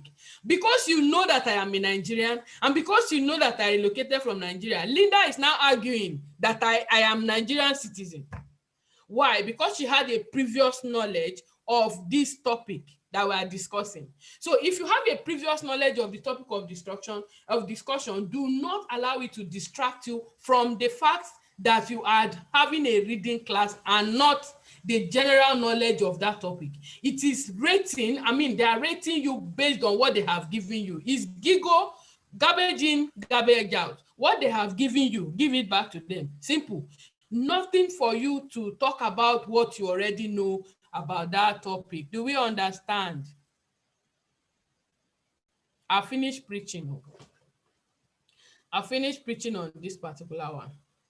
So when you have yes, no, the difference between yes and no is the fact that one of them is a fact, while the other is an opinion. Okay? One is a fact, the other is what? Do we understand? They are the same. What should you do? First, yes, no, not giving is an opinion, while true, false, not giving, they deal with facts. That's the difference in the questions. Always read the instructions carefully to make sure you know whether it is yes, no, not giving, or true, false, not giving. I've seen a situation where somebody was answering yes, no, not giving for a true, false, not giving question. If you put yes, no, not giving, meanwhile what you are asked is true, false, not giving, automatically they mark you wrong. So please be careful, all right? Read all the statements carefully. Try to understand what the whole sentence means rather than simply highlighting keywords. Watch out for qualifying words such as always, some, most, all, but, however. Watch out for those words. Try to think what synonyms might be in the text, because it will help you to identify the matching part of the text, okay? Focus on the statement again and then carefully read the matching part of the text to establish whether it is true or whether it is false. Remember that the meaning should exactly match what the statement is saying. Underline keywords and give your answer. This will help you to focus and you can check back later. Now, remember that if you can't find the answer, don't waste your time. It is not given. If you can't find it, if you have to think and think and think, then it is not there because it's probably not given. If you are unsure and you can't find it, it is probably not given. Any question? Let me look for. Any question? I want to look for not giving, true, false, not giving, and then we do it before we go. I have a question, ma. Yes, ma'am. Please go ahead. Okay, the question is based on the 6 points, summary completion. You mentioned something about words like 24, writing them in words. So I want to ask, what if the 20 is carrying an hyphen, like 20 hyphen, then 4? Will it be regarded as a word and marked right? Yes, but you and I know that when you write 20 and hyphen 4, it's not a correct word. That's a grammatical error. You know, ba? Do you know or not? That's 20 in words with hyphen and 4. Yes, it's a grammatical error. Is there any word like I'm just 24? getting to know that. It is a grammatical error Okay. here.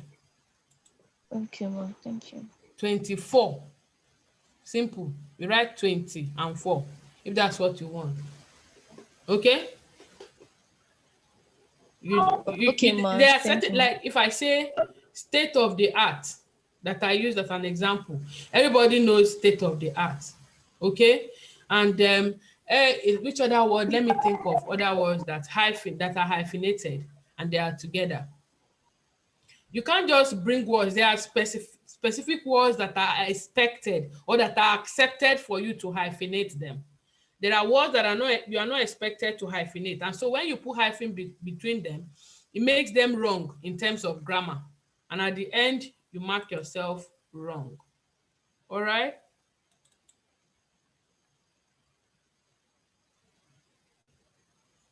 Please, ma. Okay. Yep, I'm hearing you. Is 24 a number? 24, when it is 2 and 4, as in numeric 2 and 4 Yes. is Yes, a number. ma. It's a number. One number. Okay, ma. But when you write 24 in words, it is 2 numbers. Do you understand? Do you understand, ma? Yes, ma. I do, ma. Yes, I ma. understand. So let me see. I tried to go through to locate one thing the other day, and I thought I got it. I must get it too. Ma. Yes, Please, please ma. go ahead with your question. I can hear you. I can hear you. Go ahead with your question, please. Okay. Like in the true form, I understand you said in fact. I understand, but my problem is that yes, no, not given. How will you be able to know that what the writer is actually trying to say? Since they say usually they say that it's what the writer's opinion that you are writing and not the fact. I'm I'm looking finding it for difficult to really understand what the writer is trying to say. I'm looking for an Or example. I'm looking for an example so that we can do it. I found one. okay. I found one. Reading passage. No, it was Okay. not about this. True, false, not given. No, this is not where I found it. What's happening? Oh God. I found this thing. What did I do wrong? No, God. No. Does anybody have Cambridge? I need to go back. Cambridge 15, yeah. I saw in the test, I was lucky to see a two. That's always the problem. And you think you have set up everything, then you go on and people help you to restart and reset. Oh God. Aha, found something. Okay, so I'm going to be sharing my screen with you. Yeah? Are we still together this class? Yes. I'm going to be sharing my screen with you. And let's do this together.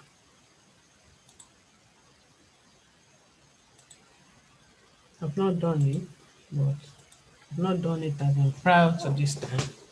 Well, I know we can do it. So we should spend about 20 minutes on this question 1 to 13, which are based on reading passage 1 below. Are we together? So somebody go Yes, back ma. to the tips for true, false, not given. Give us a tip in true, false, not given.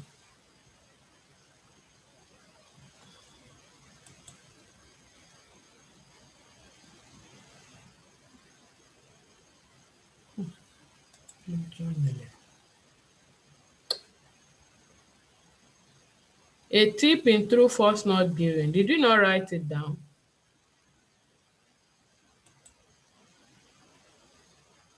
Our strategy. Look at what is on the screen.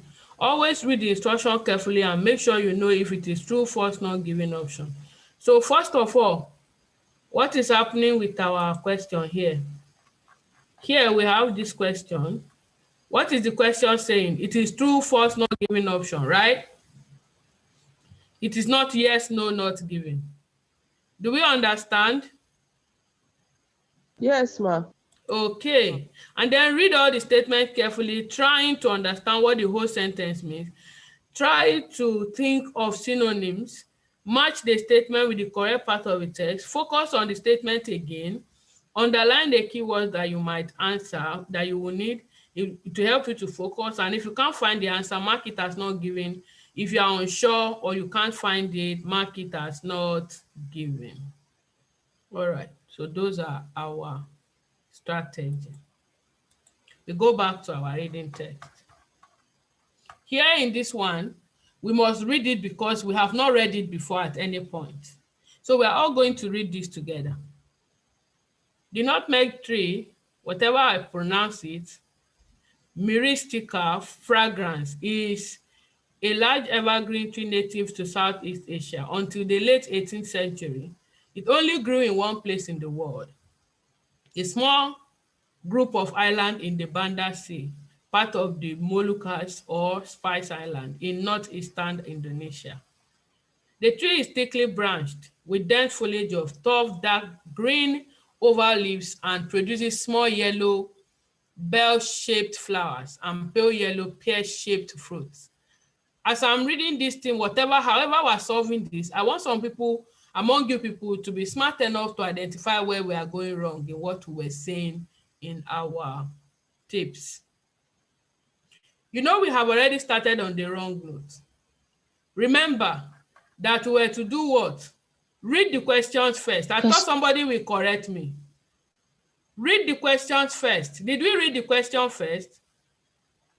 So now at the end of the day, we are going to waste time reading everything, and we will now come to the question and read it, and we will go back to the passage and start reading again. What have we done?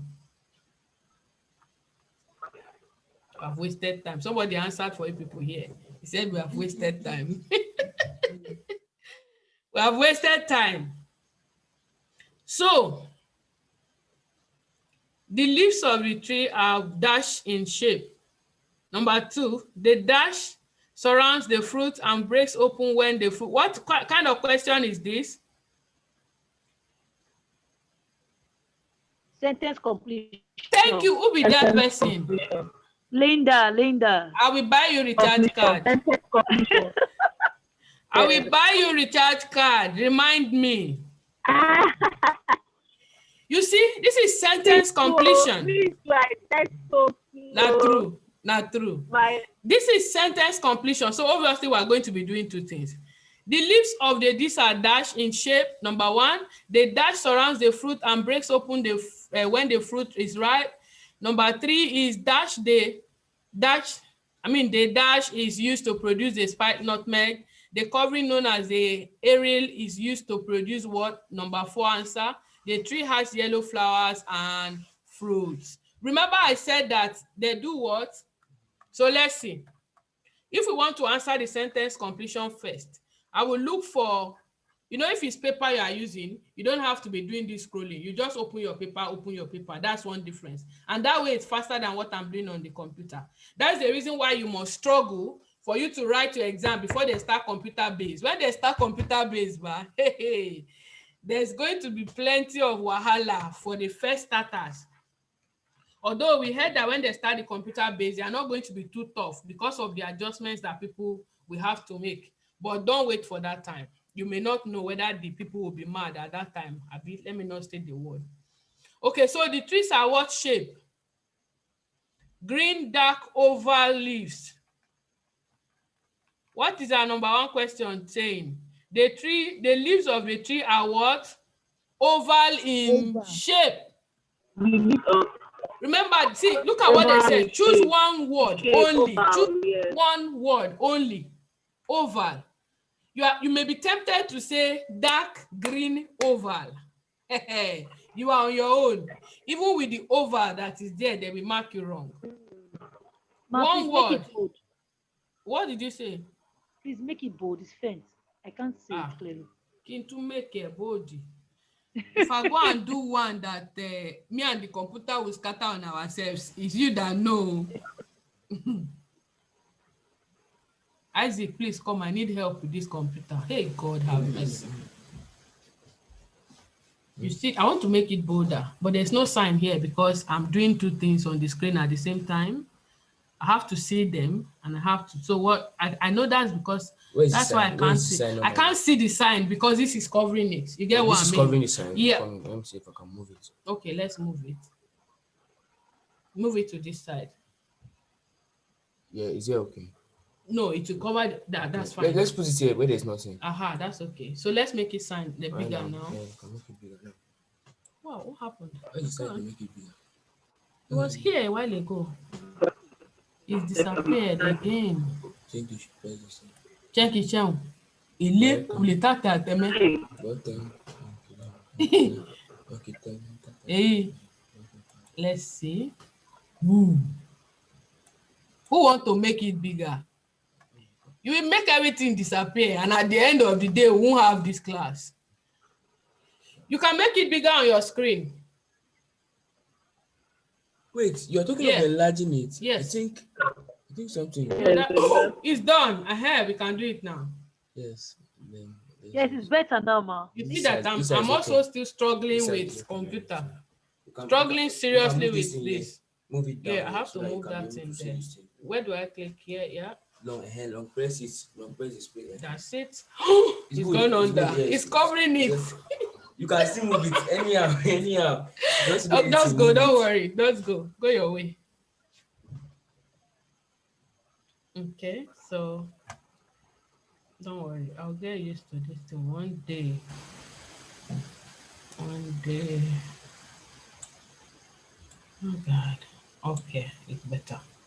All right. Thank you, Ma. So you're welcome. The fruit is oval in shape. We have gotten that answer. The dash surrounds the fruit and breaks open when the fruit is ripe. Let's go and look for where it says something about what surrounds it. A yellow shape. The fruit is encased. It's encased in what? A fleshy husk. So husk. See it here. When the fruit is ripe, this husk splits. So it is husk. All right. The answer to number 2 is what? Is husk. The husk surrounds. So when you get your answer, please make sure it's grammatically correct as well. Number 3, the dash is used to produce the spice nutmeg. We are going to the next thing under that one. Remember that the sold nutmeg is high spice to merchants, exclusive importers. No, this is not what. Priced and costly. We've not seen where it's made. It's pear-shaped. It's encased when the fruit is hot, too long running, or inside the purple brown shiny. No. Surrounded by what is covering the aerial. You see the answer here? These are the sources of 2 spice, nutmeg, and mace. So an aerial is the answer. This aerial is the answer.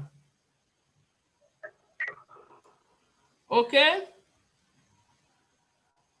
It's surrounded by a lacy red or crimson covering called aerial. These are the sources of 2 spices. So the aerial is the sources of the spice. This nutmeg spice is made from the what? The aerial. Right? We go to the next one. The covering known as aerial is used to produce what?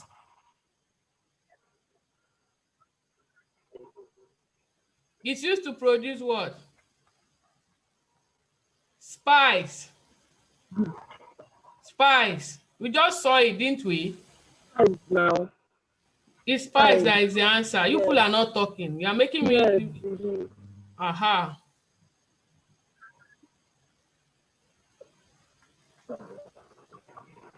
Okay, so we go to the next question. We are going to our true false not given now. We have done this. So how does this work? This works by you reading. So it's not just theory for me to tell you to read the questions first. When you read the questions first and you are going to read what we have in the text. It helps you to be focused. Okay, you are result bound and you are looking for something. Now, the Almighty, true, false, not given. Do the following statement agree with the information given in reading passage 1? In boxes 5 to 7 on your answer sheet, write if it is true or false or not given. If the statement agrees with the information, then it is true. If the statement contradicts the information, then it is false. If there is no information on this statement, then it is what? Not given. In the Middle Ages, most Europeans knew where nutmeg was grown. Let's go. Whoever see the Middle Ages first should let me know. But from what we have read, because we have done another one before now, and in this first paragraph, there's nothing like that here. Okay, it was highly prized ingredient in European cuisine in the Middle Ages and was used as a flavoring, whatever, preservative, medicinal and preservative. Throughout this period, the Arabs were the exclusive importers of the spice to Europe. They sold nutmeg at high prices, okay, to merchants, but they never revealed the exact location. Okay, the Arab Venetians' dominance of the trade finally ended when the Portuguese reached. So do the Europeans know about the source initially? Do they know where they were located? No. No. The question is, in the Middle Ages, most Europeans knew where nutmeg was grown. True or false? False. False. False. You say no. You see what I'm saying, ba? If by the time I give you people this exam in this class, because you are going to do it soon and I will end the class, by the time you go and put yes for where you are supposed to put true, I will send you some audio blala. And then you will know. Okay, so now the answer is what? Is false, because they did not know. The statement from what we have read says that they did not know. Okay, then the VOC was the world's first major trading company. VOC, somebody should look for VOC inside this place. In 1602, Dutch merchants founded the VOC, a trading corporation better known as the Dutch East India Company. It was the richest commercial operation in the world. The company had 5,000 employees, 50,000 employees, the private army of this and this and this.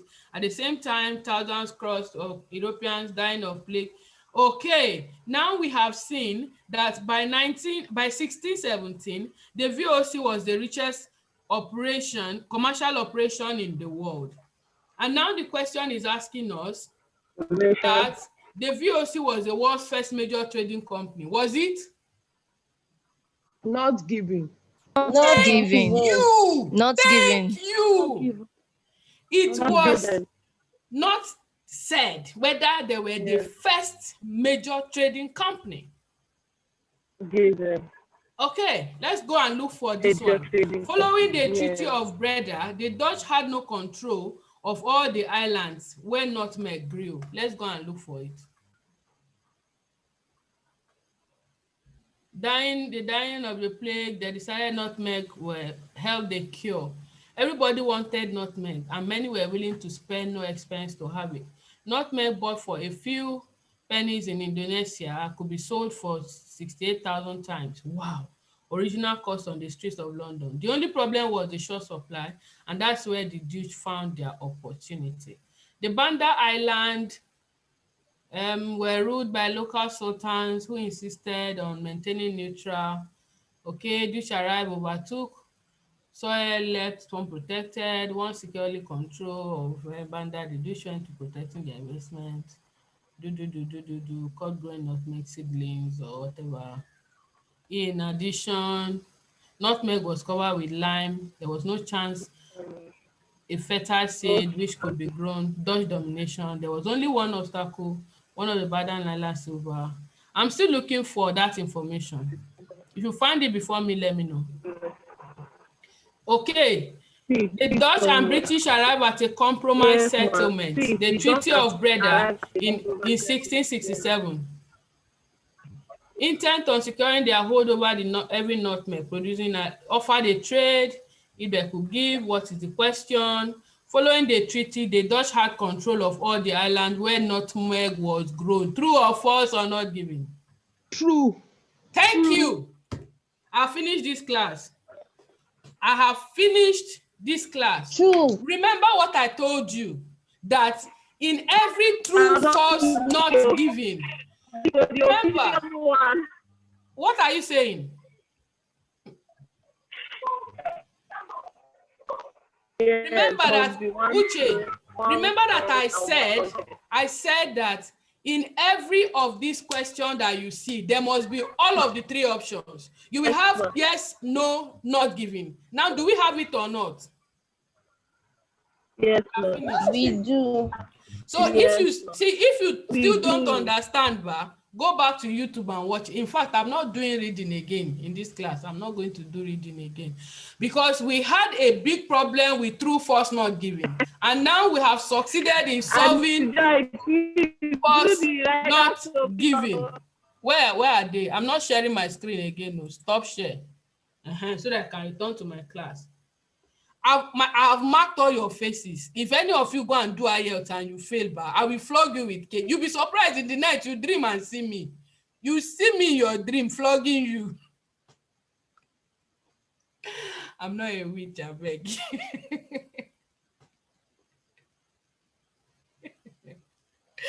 Anyway, so I was saying that these things is practical. It's something that is feelable, is palpable. You need to relax, all right? You need to relax for you to understand it. Don't be by the experience of before, the past experience. You are not saying, oh, we have come to true, false, not given again. They can like a question you or long. You will start speaking in tongues immediately. It's not supposed to be. So please go to Cambridge 15, go and do reading test 2. Reading test 2. Mark yourself. Send your score to the Telegram group. Don't send it to my email because it's too much there. Send your score so that when you fail, shame will catch you there. I'm just joking. What you should do is practice it, then send your score to the Telegram group and say, reading test, this is my score. All right? You can write your name. Please use your name that you are using on Telegram, on Zoom, because your names are different on Telegram. Some of you have problem with identity. On every platform, you have different names. Zoom is different, Facebook different. There are some people I know on Facebook that if I see them in this class now, the name is different. I don't understand what your problem is. Use your name that they know you by in this country. By the time you start having different names, you have problem with identity. I'm telling you the truth. Start getting used to it. Let your name be your name. If it's a Nwadimma that they know you, let it be Nwadimma. Don't come and do Dimmi or Dimma or Miss or Puizi. Please. Okay? So yes. I'm still going to take questions. I'll take a few questions after this before I close. I'm not going to work tonight, so I can just spend a few more minutes extra.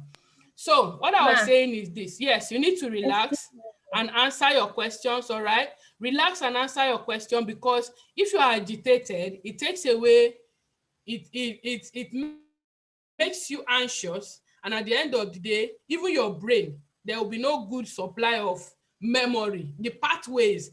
When you constrict your brain, remember when we're studying the brain, we understand that by virtue of your exposure to information, those information creates pathways, we call waves, all right, in your brain. So by the time you trigger yourself to remember, the others will start flowing and coming in. And that is what people that cram things, that's the mechanism by which they work. So by the time they forget one thing, there will one thing in the middle. If they forget it, the rest of the pathway cannot flow. That's why people that cram have problem. And if they know how to cram, they can only know how to cram, except they work themselves not to cram again. What I'm saying is this: by virtue of your exposure, you know what the answer is, or you know how to go about it. But by the time you come and you are confused, you are agitated, you become confused, the brain cells will constrict, the information will not flow, and at the end of the day, you waste time. You will have a headache at the end of an exam that you have written and you know you are going to fail. It's not worth it, is it? It's not worth it. So you need to relax. Yes, Omomi, ask your question. I just wanted to ask that what test in the Cambridge 15 should we do? Because I think it usually has about 4 tests. So What did which I of say? them? Did I say? What did I say? Did anybody hear me? Cambridge Thank you. 15 test 2. God bless you. Auntie was not paying Okay, thank you. attention when I said test 2. You're welcome. So please go and do Cambridge 15 test 2. All right, the reading test 2. Okay, any other question? Linda, any question? No, ma. Thank you, ma. Uche, any question? Christiana, you were sleeping. If you ask the question when you were sleeping, I'll not answer you. Yes. There's no question.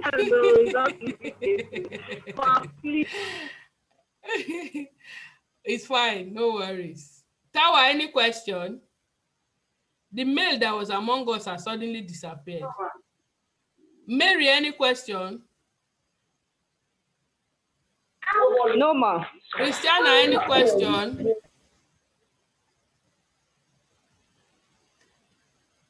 Christiana, any question? Alatayo, any question, ma'am?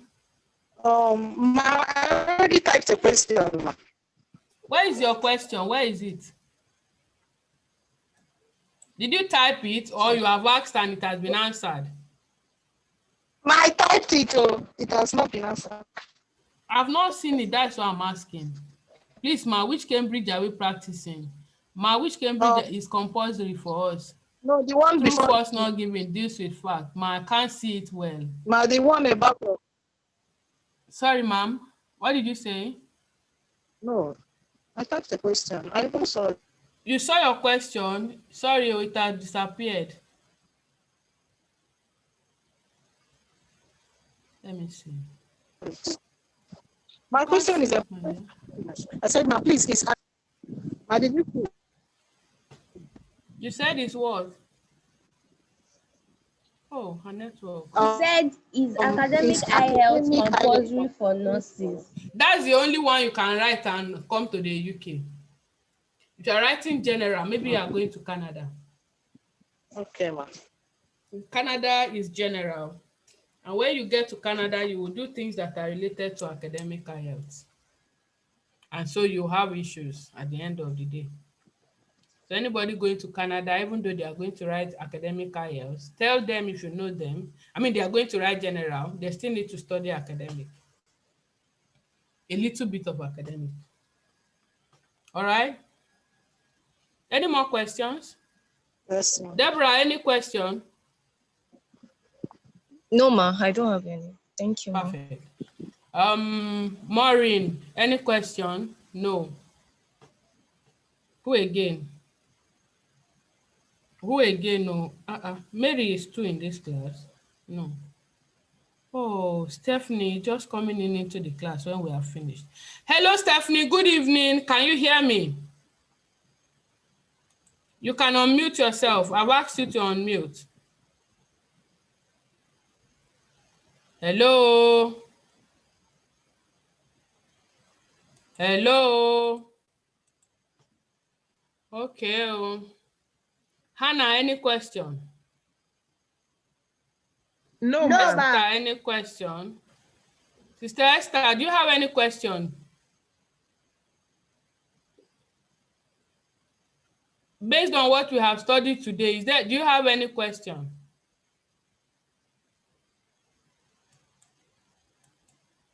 No question. All right, without any further ado, we have done reading tests. We have done different types of reading. Today, we have seen what is expected of us. We did the tips and the strategies for these different types of reading. and I expect you to do your reading. Cambridge 15 test 2 reading. Do it and send it to the Telegram group. Just send your name and your score, all right? If you fail, don't go back and mark yourself, change answer. No, you can redo the test, all right? After you fail, redo the test and send in your best answer. Maybe it's 40-40. By the time I see many 40-40, I'll be very happy and I'll say, you can go ahead and go and register for your tests. Okay? Before we go, who is registering for this exam in November? Who is writing in November? I'm writing in November. Do you have a date yet? Yes, I just registered today, November 21st. Perfect. November 12th. That's Stephanie, right? Yes. Is that the Stephanie I know or the Stephanie I don't know personally? I don't know you personally, do I? Sorry, there's a Stephanie I know. She was my senior in nursing. And I spoke with her today. She was supposed to join the class. And the issue of this name, when I saw the name, I thought she was the one. But it looks like she's not. She's the one, Stephanie. Hello. Sorry, I can't hear you. It's breaking. Are you the Stephanie that we spoke today? It's Stephanie, you know. You see, Ba? You see now that this is not the name I know. That's why I'm confused. Yes, I'm the one. Okay, that's fine. November 21.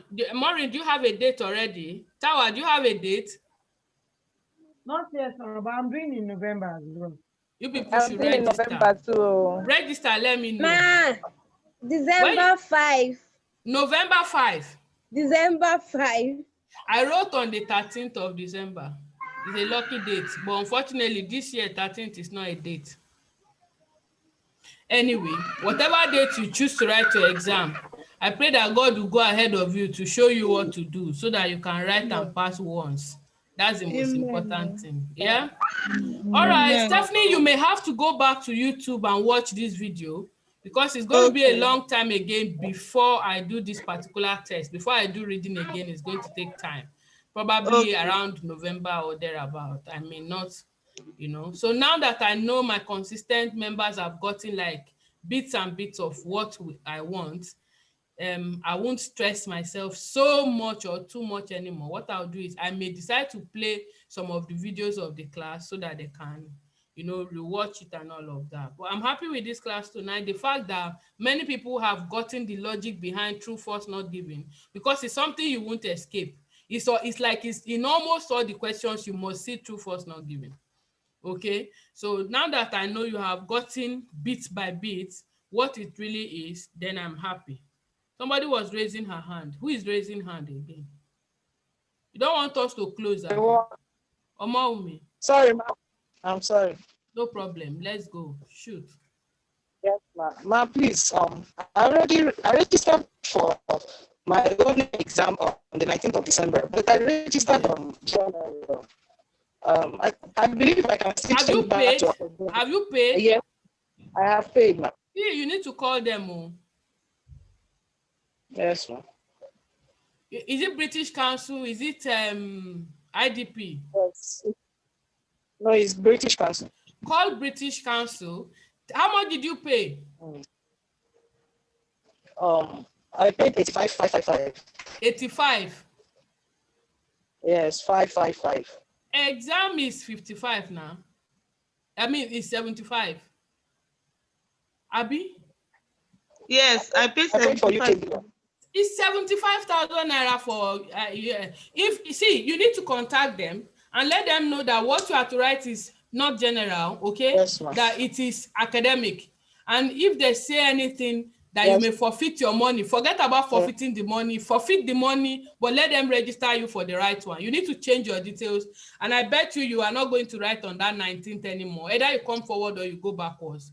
But whatever it is, don't go backwards, because if you go too far into December, they'll go on holiday. Just to give you a tip.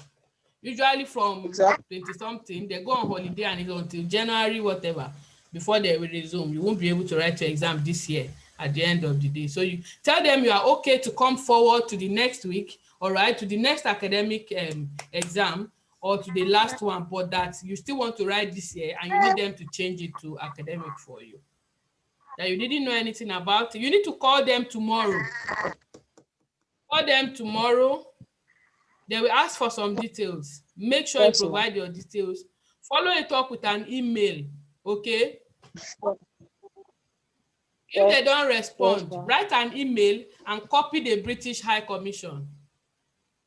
Write an email, copy the British High Commission. Say you don't know exactly what happened, but that you have discovered that it's not supposed to be general, but it's academic, that you will appreciate if they are able to change your test module and the date as well. Is that all? Any other question? Yes, ma'am. I beg, let's go. It's 20 minutes past. Thank you, ma'am. Okay, see you people on Saturday. Have a great night rest. Bye-bye. Bye. Thank you, ma. All right. Bye. Bye-bye. Who are those people talking? Where are their faces? Bye-bye. Bye-bye. Who are the people talking? Where are they? Bye-bye. Bye. It's okay. Yes, Bye-bye. bye-bye.